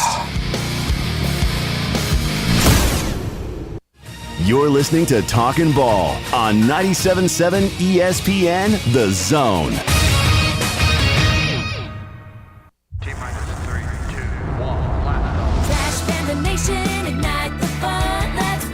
The weekend at Toyota Field is officially underway as the Birmingham Barons take on your Rocket City Trash Pandas. As always, fireworks close out the evening on Fridays and Saturdays. Plus, after the game on Sunday, kids get to run the bases. Get your tickets for the weekend now at TrashPandasBaseball.com. Let's rock it.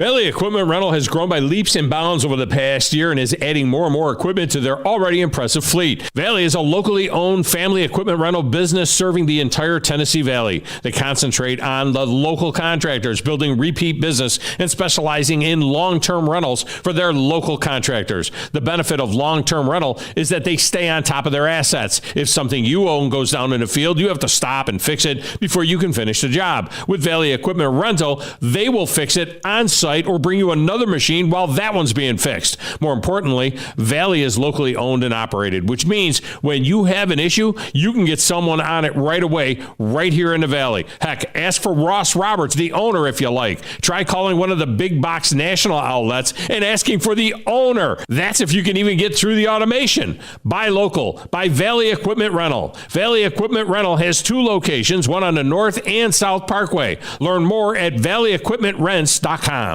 Are you tired of chasing a roofing contractor to show up on time or even show up at all? I'm Sam Fleming with Fleming Roofing and Restoration. Our motto at Fleming Roofing is we show up. Our goal at Fleming Roofing is to provide the reliable customer service that you deserve, and we have the resources to meet all of your roofing needs: residential, commercial, industrial, replacement, or repairs. We are manufacturer certified for roof coatings, single-ply membranes, and asphalt shingles. Whenever you need a roofing professional you can count on, call Fleming Roofing and Restoration. We are committed to finding the solution that meets your needs. We don't have quotas or heavy-handed sales tactics. Fleming Roofing, we have expert experience. We show up. Free estimates, residential, commercial, industrial, replacement, or repairs. Check us out at FlemingHSV.com. FlemingHSV.com. When you need a quick response, it's Fleming Roofing and Restoration. We show up. Hey everybody, this is Adam Stoltz. I'm Ashley Kelsey. Tyler Benson. I'm Brandon Brown. And we are the Stoltz Group. We are a full-service real estate team here in Huntsville, Alabama with Amanda Howard Sotheby's International Realty. So whether you're looking to buy or sell a home or relocate, we'd love the chance to work with you. Feel free to call us anytime at 256-799-9033, or you can visit our website at stoltzgroup.com. And again, our phone number is 256-799-9033. From the Fox 54 Weather Center, I'm Chief Meteorologist Jordan Dressman. A mostly sunny sky this afternoon, maybe an isolated shower. Otherwise, it is just simply going to be incredibly hot. Temperatures climbing into the upper 90s and lower triple digits. Heat indices anywhere between 107 and 109. We drop into the mid-70s through the overnight, early into your Sunday morning. A partly sunny sky Sunday afternoon. Slightly better opportunity for a little bit of rain. It is definitely going to be a little cooler. Highs climbing into the upper 80s and lower 90s. I'm Chief Meteorologist Jordan Dressman on your home for ESPN Radio, 97.7 ESPN The Zone. Want to see what I bring to the party? Congratulations to The Drive as we celebrate a decade of Wes and Steve. Here's to 10 more. Now Sonny and Cher would say, that's on you, babe. 97.7 ESPN The Zone. That's the price you pay. All right, welcome back. Talking Ball, 97.7 ESPN The Zone. Scott Tyson, Drew DeArmond back on a Saturday morning. We're live from University Kia. And we have had a happy show. It's been a good show. It's been a fun show. About to put the brakes on all of that and bring some sad news to the world. In the price of the car, there are 5 numbers. Using all 5 numbers, write down the price of that automobile. Go. Come on, Joy. Right, Joy. 19,000 watts. 19,000 watt, Joy. You can use the 1 twice. You can't do that. 19,000 what? 19,000. Now what, please tell me, do you have here? 19,300. 5 numbers. You've written 1930. 19,302. No, Joy. Now, come on. Let's go. You're going to lose your turn if you don't write. Now, 13,000 what? 19,000. All right, write it out now. Finish it off. You use the 1 twice there. Now, you've used the 1 here twice. Here are the 5 numbers. Using those 5 numbers, write it down. 13,000 what? 19,000 what? 19,200. You've used the 1 twice. Good. 1,000. You've used the 1 twice, Joy. Look, she's running out of room, Scott. What do you want to write? You want to write 19,000? Write it down. Write it down. 19,000. Now you have the 3, you have the 2, and you have the 0 left. $320. And no, 1 more chance. 1 more chance. 21,000. All right, now you have the 3, the 0, and the 9 left. Go ahead. 9, 0. No, you won. Oh, she won the car, of course. Oh, Bob did not have to sit down.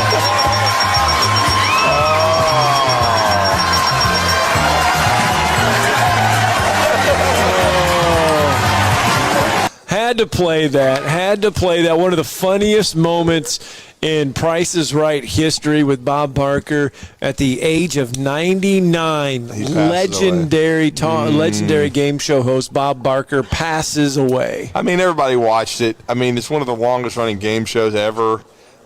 He was The Price is Right for so many years. Yes. I was actually shocked to find out. I knew Drew Carey took over, but that it's already been 15 years for Drew doing that show, which means Bob was roughly about 74 years old when he hung it up. But wow, what a career, that Bob had, man. I mean, that's insane. Or excuse me, I'm sorry. He was 84 years old because my math sucks. And there's a lot of individuals that remember him from The Price is Right, but there's some that actually remember him from Happy Gilmore with his scenes with Adam Sandler in there, which really brought him. Just a long, great career he had. And I mean, basically, he and Alex Trebek, when you're thinking about like game show hosts, those are the guys you're kind of compared to because and Pat Sajak to a certain level, but he's about to retire too, so on Wheel of Fortune, so that he is, and Ryan Seacrest, I believe, is taking over for Pat Sajak. Anyway, though, like I said, we've had a bunch of happy news, big news, and I hate to do that, but we've talked a lot about The Price is Right on this show because we've had enough of the sound bites and enough of the. We've stolen enough of their dun dun dun dun. We have, and the yodeler. Let's talk college football, shall we? How about this for you? Shoulders coming downhill. He's tough to stop. Estime, he's got it. Touchdown, Notre Dame.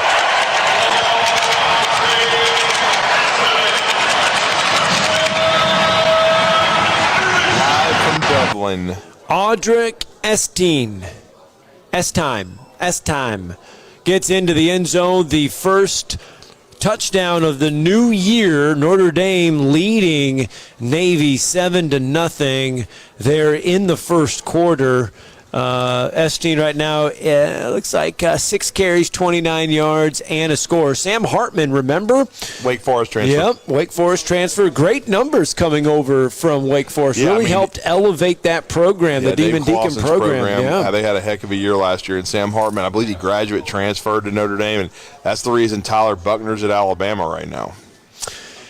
coming up here in just a few minutes. I tell you what, let's get a break in, because coming up at 2:30, and I tell you what, doing a show from 7 to 9 every day, you're so used to everything. Your clock gets, used do to one things. from 12:30 to 2:30. When you're looking at, and you're thinking it's 38, we're about to end, you're like, Yes. and then you forget, we were here. Yeah, it's messing up my whole mental aspect of life. But we've got to get a break in. I'm pretty confident, though, that we hit the 5-car, minimum here. I did, and he's actually going to let me drive the Mercedes for a few days. So, because we already know that G.I. Joe Jr. is already sold here. That's a sharp-looking vehicle for an electric car. Yeah, tell you. All right. Got to get a break in. When we come back, former Madison Academy runner. And so I guess it is fitting that we're here, because Arthur Seaton, Madison he was Academy. already talking MA. His son played really well last night. Yeah. So former Madison Academy, Auburn Tiger, Detroit Lion, Philadelphia Eagle, running back Kerryon Johnson. He will play you our sit-down conversation with him coming up next.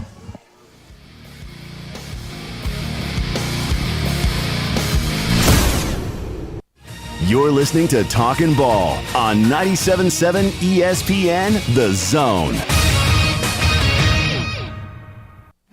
Hey folks, this is Arthur Seaton, managing partner at University Kia, proudly saying, Roll Tide and War Eagle. Stop into University Kia today and shop one of the area's largest selection of new Kias, including Fortes, Seltos, Telluride, and Popular Carnival, and fully electric EV6. View all the great specials at universitykia.com and get pre-approved in minutes so you can drive home your new Kia you really want, because we want to see you in a University Kia. Thomas from Talent Heating and Air back in studio with us. And Thomas, those temperatures in the summertime starting to rise once again. You want to make sure you're not left out in the heat. You want some cold AC, give Talent Heating and Air a call. That's right. If you give us a call, we can generally get out there the same day. So we pride ourselves on the same-day service. And what's that number? 256-503-4490. And if those AC units are giving you the blues and you've already called someone else, never fear, give Talent Heating and Air a call, because you guys can still come out.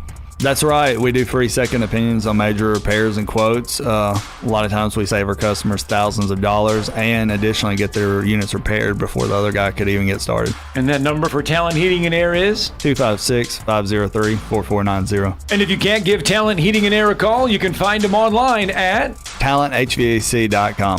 Schedule all your appointment service calls there. Talent Heating and Air. Give them a call or find them online today.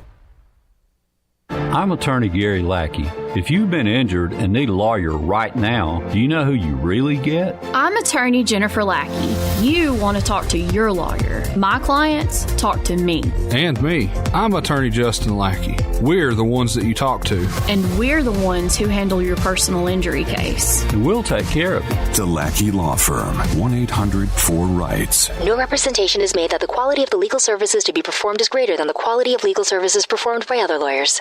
From the Fox 54 Weather Center, I'm Chief Meteorologist Jordan Dressman. A mostly sunny sky this afternoon, maybe an isolated shower. Otherwise, it is just simply going to be incredibly hot. Temperatures climbing into the upper 90s and lower triple digits. Heat indices anywhere between 107 and 109. We drop into the mid-70s through the overnight, early into your Sunday morning. A partly sunny sky Sunday afternoon. Slightly better opportunity for a little bit of rain. It is definitely going to be a little cooler. Highs climbing into the upper 80s and lower 90s. I'm Chief Meteorologist Jordan Dressman on your home for ESPN Radio, 97.7 ESPN The Zone. Your home of the Crimson Tide Sports Network. You chill out when you're supposed to chill out. You work when you're supposed to work. You don't chill out when you're supposed to be working. 97.7 ESPN, The Zone.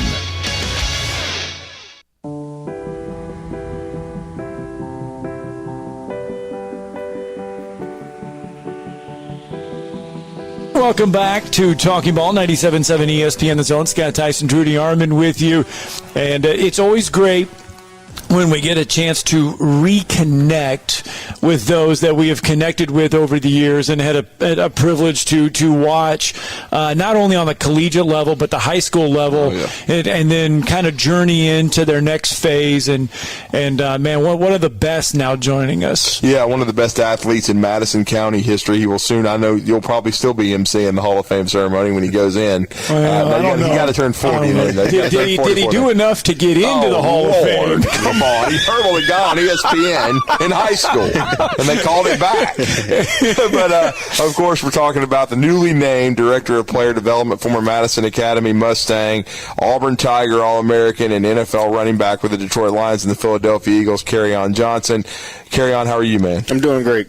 Happy to be here. Yeah, we're great to talk with you. Yeah, good. Talk about it. I mean, we're going to get into everything here, but let's talk about the new role. I mean, are you adjusting well to being Coach Johnson? Yeah, well, I tell the kids not to call me Coach unless they really have to. I don't like to feel that old. But it's been awesome, man. It's been awesome. The guys have received me well. Yeah. They treat me as a coach, so it's pretty awesome. It's new, definitely new. But I've been having fun with it. The hours are long, but it's worth it. To see guys get the point across and understand it. It's pretty worth it.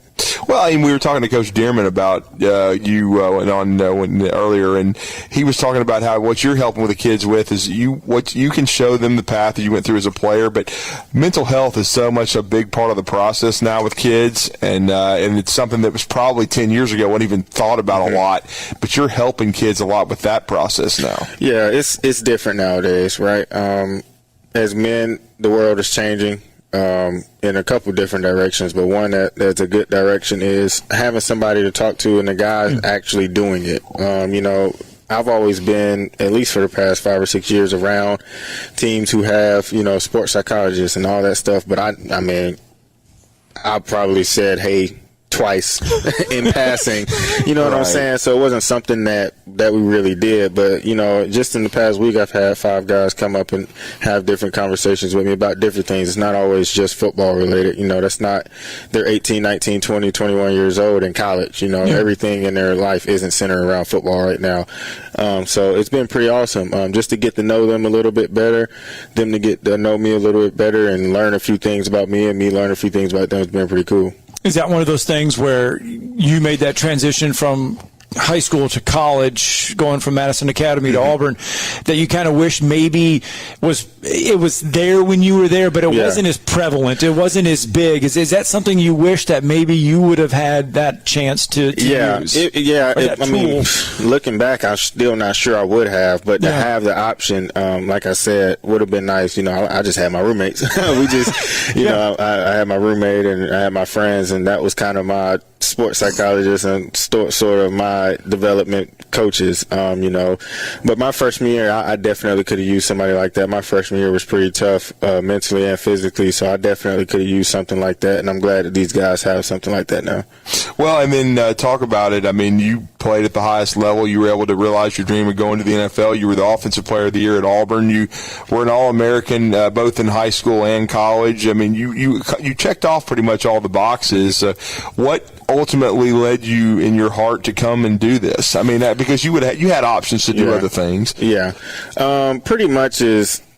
I tell people this, and it's hard. You guys understand because you guys are around football all the time, but it's hard to, as a football player, do other things, especially when you have that dream like I had and able to achieve that. It's hard for you to, if I want to be a doctor, I go to school, I go to extra school, I go to more school. It's the same thing with being an athlete, a professional athlete. I've been doing this for 21 years now, so it's hard to just drop it and go do something else. And even though I have other passions, just to really immerse myself into something that's not football is very difficult.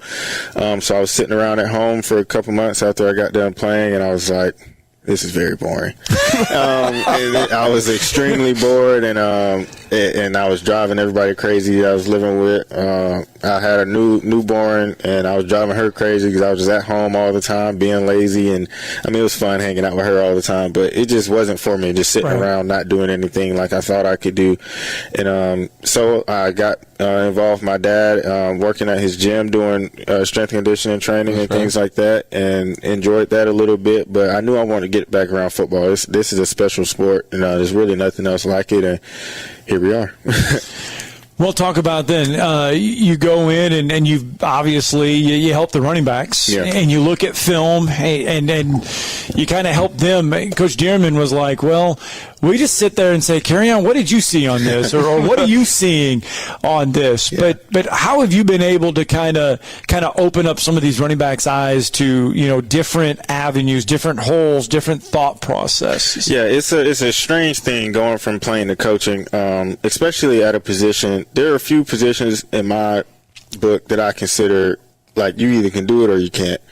You can either play running back or you can't. You can rush the passer or you can't. Right. You can throw a football or you can't. You could teach somebody to run routes. Now, can they be better? Sure. You can teach somebody to cover somebody. You can teach a linebacker, you can teach a safety, whatever. You can teach a fat person to be a D lineman, a D tackle.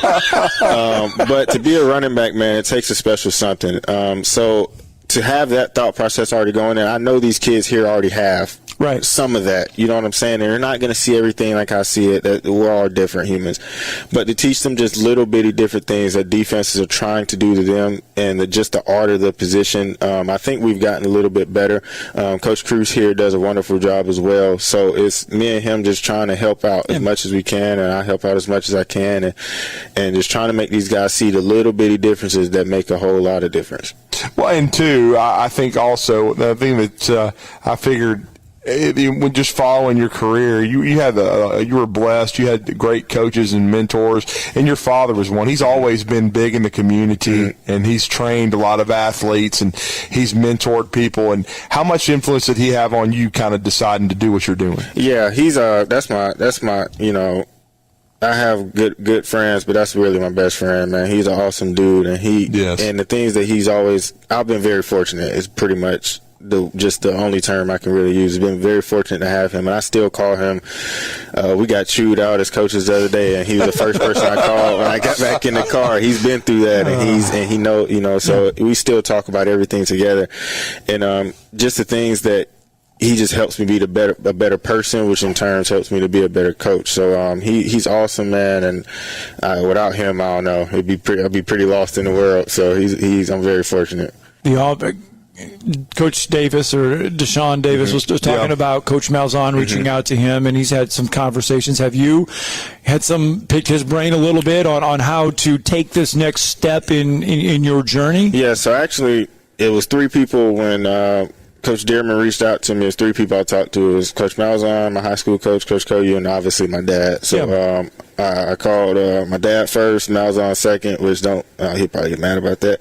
My dad first, Malzahn second, and I called Coach Koyu third because they're all different people, though. They are. My dad is my dad, right? So, hey, whatever you want to do, I'm supportive to. Malzahn is a head coach at, college level high, so he gives a different perspective, and Coach Koyu gives you a very different perspective. So, so I reached out to him, and we always kept in contact. I went down there 2 or 3 times over the past 2 years, got in front of their team and talked before and hung out with those guys and those coaches. And so he definitely gave me some advice. And, whenever I pick up the phone and give him a text, he always responds, which from Malzahn isn't always guaranteed. So I feel very appreciative that he still does that. He seems happy down there. He has been having himself a ball. It's different down there. It's not Auburn. It's a big city, you know what I'm saying? It's not SEC football, so you get to kind of relax just a little bit, as much as Gus Malzahn can relax when it comes to football. But he's been having a blast, man. I've been very happy for him. See, I think of him as a guy sitting in his lab just thinking offense 24/7 on what he can do. You are not wrong. But, and the older he gets and the more time passes, and he gets to spend a lot of time with his family, and like I said, it's a different destination, right? And it's not quite the same as SEC West football. The pressures aren't quite the same. So he's been able to take a deep breath, and I know Miss Christie has really enjoyed being able to take a deep breath, and his family has really enjoyed being able to take a deep breath. So he's been doing really good, and they're taking steps up. So he's found that delicate balance of taking steps up while being able to maintain the fun part, the fun aspect of things, and he's been doing a really good job. Well, and talk about, I know you and your siblings are very competitive. Nyla, state champion. She's now a head coach at Birmingham Southern women's program. Your brother Karan, just Mr. Basketball state champion, and then he has a great career at Belmont and then professionally, and now he's back at Belmont coaching. So now you guys are competing again. Yeah, we are always competing. I'm still winning because I'm doing it at a younger age than all of them.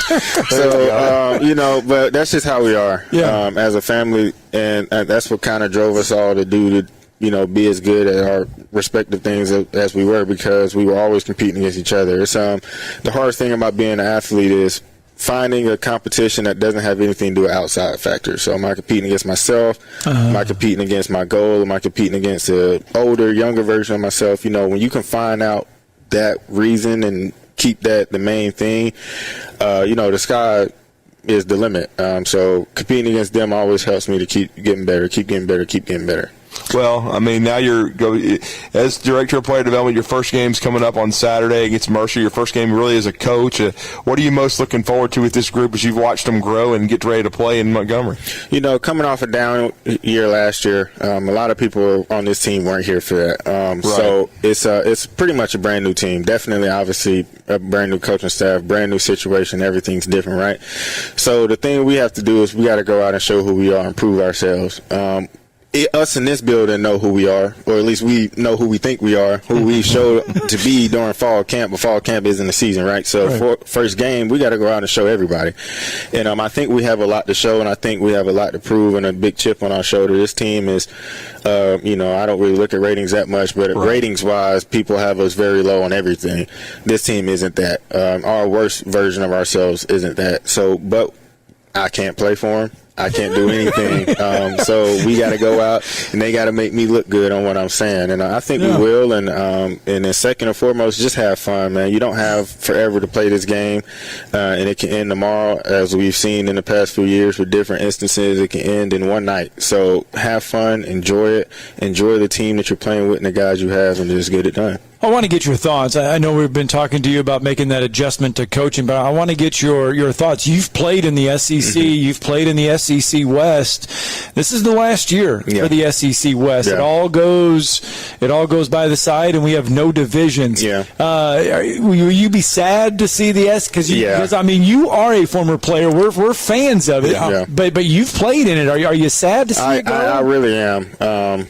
I get it. Money is everything, right? But I don't know, man. Me personally, I just feel like everything was fine the way it was. Like I said, I get it. Money is everything, and money makes the world go around. But it's going to be really sad to see that break up. That was something that was very special, and that was something that people looked forward to. Was going to play in that conference, the hardest conference in college football, and it's gone now. You know what I'm saying? So, they'll make it work, and it'll always have remnants in that. Now every conference is changing and everything. It's just going away, and it's kind of losing what made college football different. You know what I'm saying? What makes it, what it is that exciting rivalry game, that exciting conference, inter-conference beat, things like that that's gone, and it does make me really sad. But nobody's going to listen to me about it, and they're going to do it anyway, so we'll just have to sit here and, I'm still going to watch, but it's going to be a little sad. But you got to be glad Auburn is still playing Georgia and Alabama. Yeah, I want that to, if they would have went away with that, we definitely have an angry carry-on on here, because I know it makes our schedule tough, and I know it's not ideal to have both of those teams on top right now, but that's what makes us who we are. We don't back down from anything, and we're going to play them every year until we can't anymore, and we're going to try to win every single game. So just going against the world like that is just kind of exciting in my opinion. Yeah. And my final question for you, and carry on, we really appreciate it. Now that you've kind of been bitten by the coaching bug, what is your ultimate goal of this as you continue to grow in this part of your professional life now? Yeah, I've told Coach DeArmond this. I told, like I said, Malzahn, I'm not 100% sold on making this, hey, I'm coaching until I'm 60. But I do want to help players, and I do want to help specifically running back. So running back position coach is my ultimate goal. Find somewhere where I like to be, where hopefully I can stay, don't get fired. But just help as many running backs. I was fortunate enough to accomplish a very small percentage goal at age 20. Going to the NFL at age 20 was It's very hard, and I was able to do that. And if I can help somebody else do it at whatever age, that's my plan to do it. I never wanted to be a head coach at all. Never. Way too much stress. Offensive coordinator, don't want to call the play. I don't want to call the play. I don't want you. I want you to. Hey, y'all can do all that smart people stuff, and then my running backs, we're gonna get it done. Yeah. No matter how it goes, no matter what you want done, we're gonna get it done.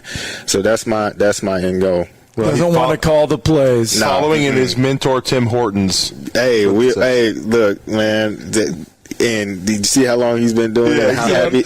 Look, you tell us what to do, we're gonna get it done. That's it. That's nothing more, nothing less. Whatever you need, we're gonna get it done. We're gonna make it look good while doing it. Well, we believe in you. We love you. We love you, man. And congratulations and continued success. And we hope to see the Lions roar on Saturday. Sir. We will for sure. All right, let's get a break in. We'll have more Talking Ball coming up right after this.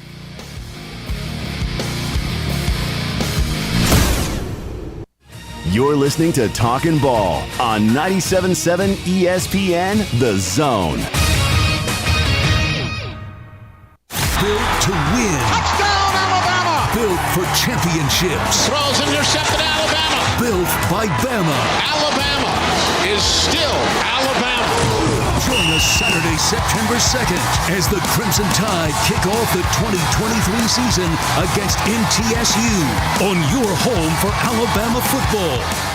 Listen to Alabama football all season long on 97.7 ESPN, The Zone.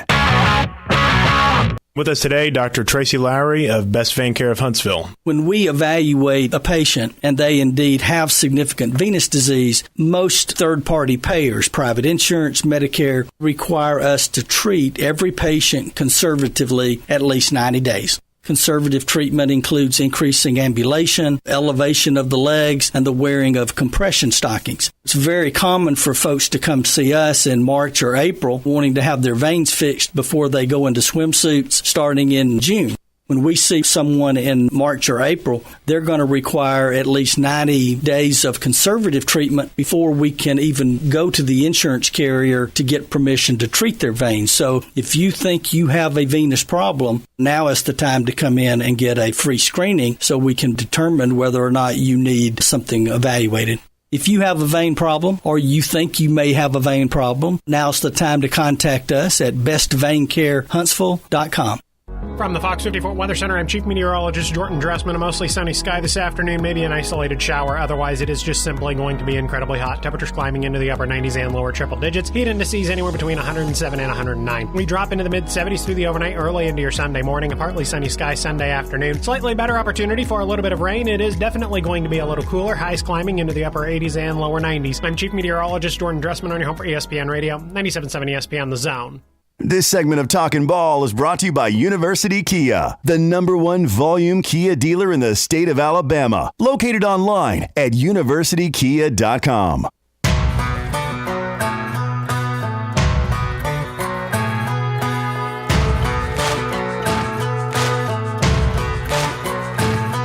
Got a gypsy soul, I'm a rebel and rogue, and I'm always on the run. With a fire inside, I ain't ever gonna die. I'm a locked and loaded gun. When the match is striking the gasoline lights, it's only just begun. One thing I learned is you could watch it all burn, but the flame ain't ever done.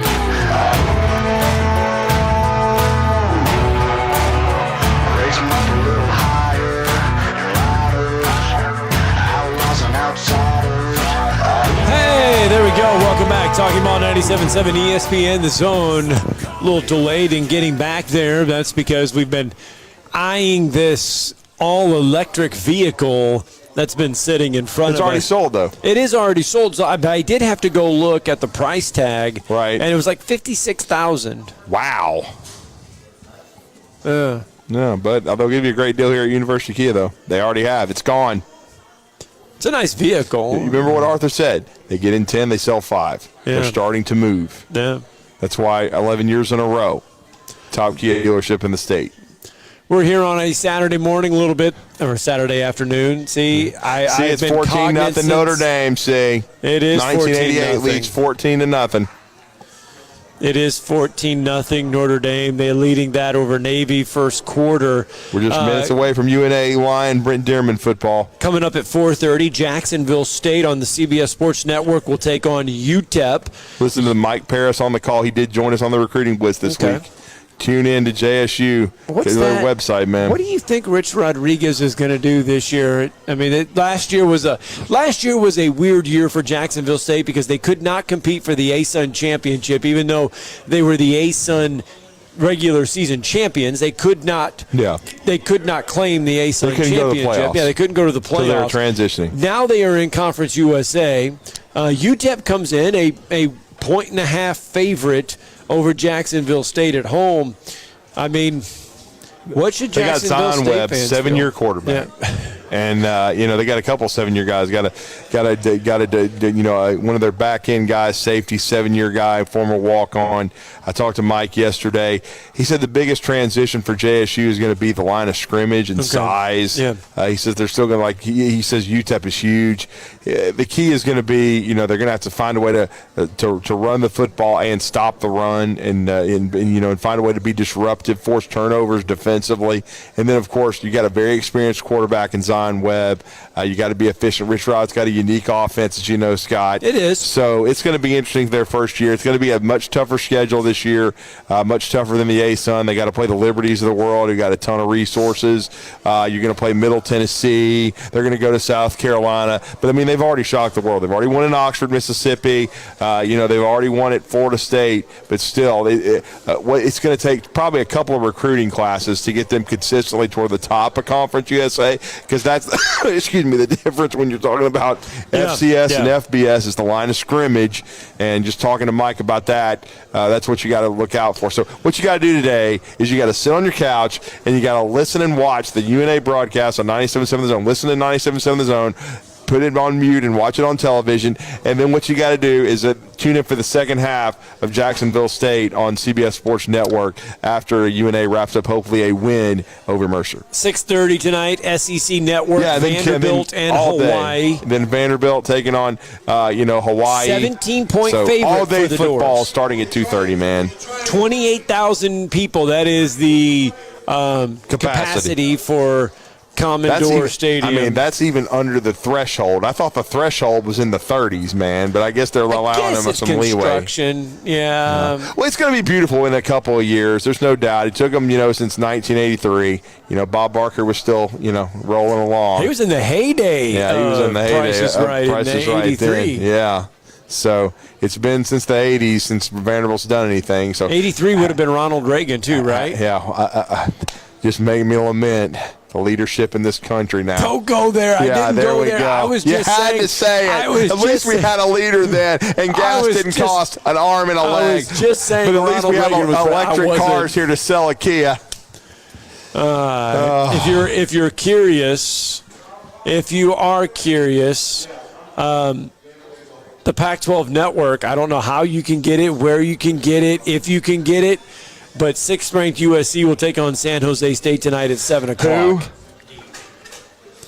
USC and Heisman Trophy winner Caleb Williams. What's his name again? Going to take on San Jose State. Well, I bet he doesn't shoot 7 o'clock. I bet he doesn't shoot the ball as well as Stacey Elliott, who just walked us off here. Yeah, we had a little contest. Come see Stacey Elliott and buy you a Kia. Yeah, we had a little contest, and he walked it off. He shoots the ball better than LeBron. War Eagle. Oh, listen to you. I'm hearing you in my ear. War Eagle. Yeah. Well, Hugh Freeze will debut next week. We'll be talking about that. Well, we'll be taking on UMass, and I think Chad's going to be there. So, 97.7 The Zone will be there, and we'll be at Alabama, Middle Tennessee. And so, speaking of Conference USA, there you go. But well, that'll all come your way. We will really get into Alabama, Auburn, Tennessee in earnest, and everybody on Monday. We'll be back in studio because, really, week 1 of the college football season. Week 0 is a good appetizer. Right. You know what? I know we give USC a hard time in Lincoln Sharman, but I would really like to watch USC play tonight. I really would. I would like to see. I would not. what I'll they watch have the in store. highlights. I don't know. I'll be watching. I'm going to be watching UNA. Right. I'm going to be checking on the Jacksonville State game and seeing if I've got CBS Sports Network on my. I think I do. Okay. And then I'm going to be watching Vanderbilt, but I'm not going to be watching the Pac-2. Okay. Did you see the new billboards that Bo Nix has in Dallas and New York? Yeah, he's everywhere, man. I hope he beats Lincoln Charman. Oregon stepping it up. It's funny that nobody is picking Oregon to win the Pac-12. I'll be rooting for Dan Lanning in Oregon and Bo Nix to eviscerate Caleb Williams and the Trojans.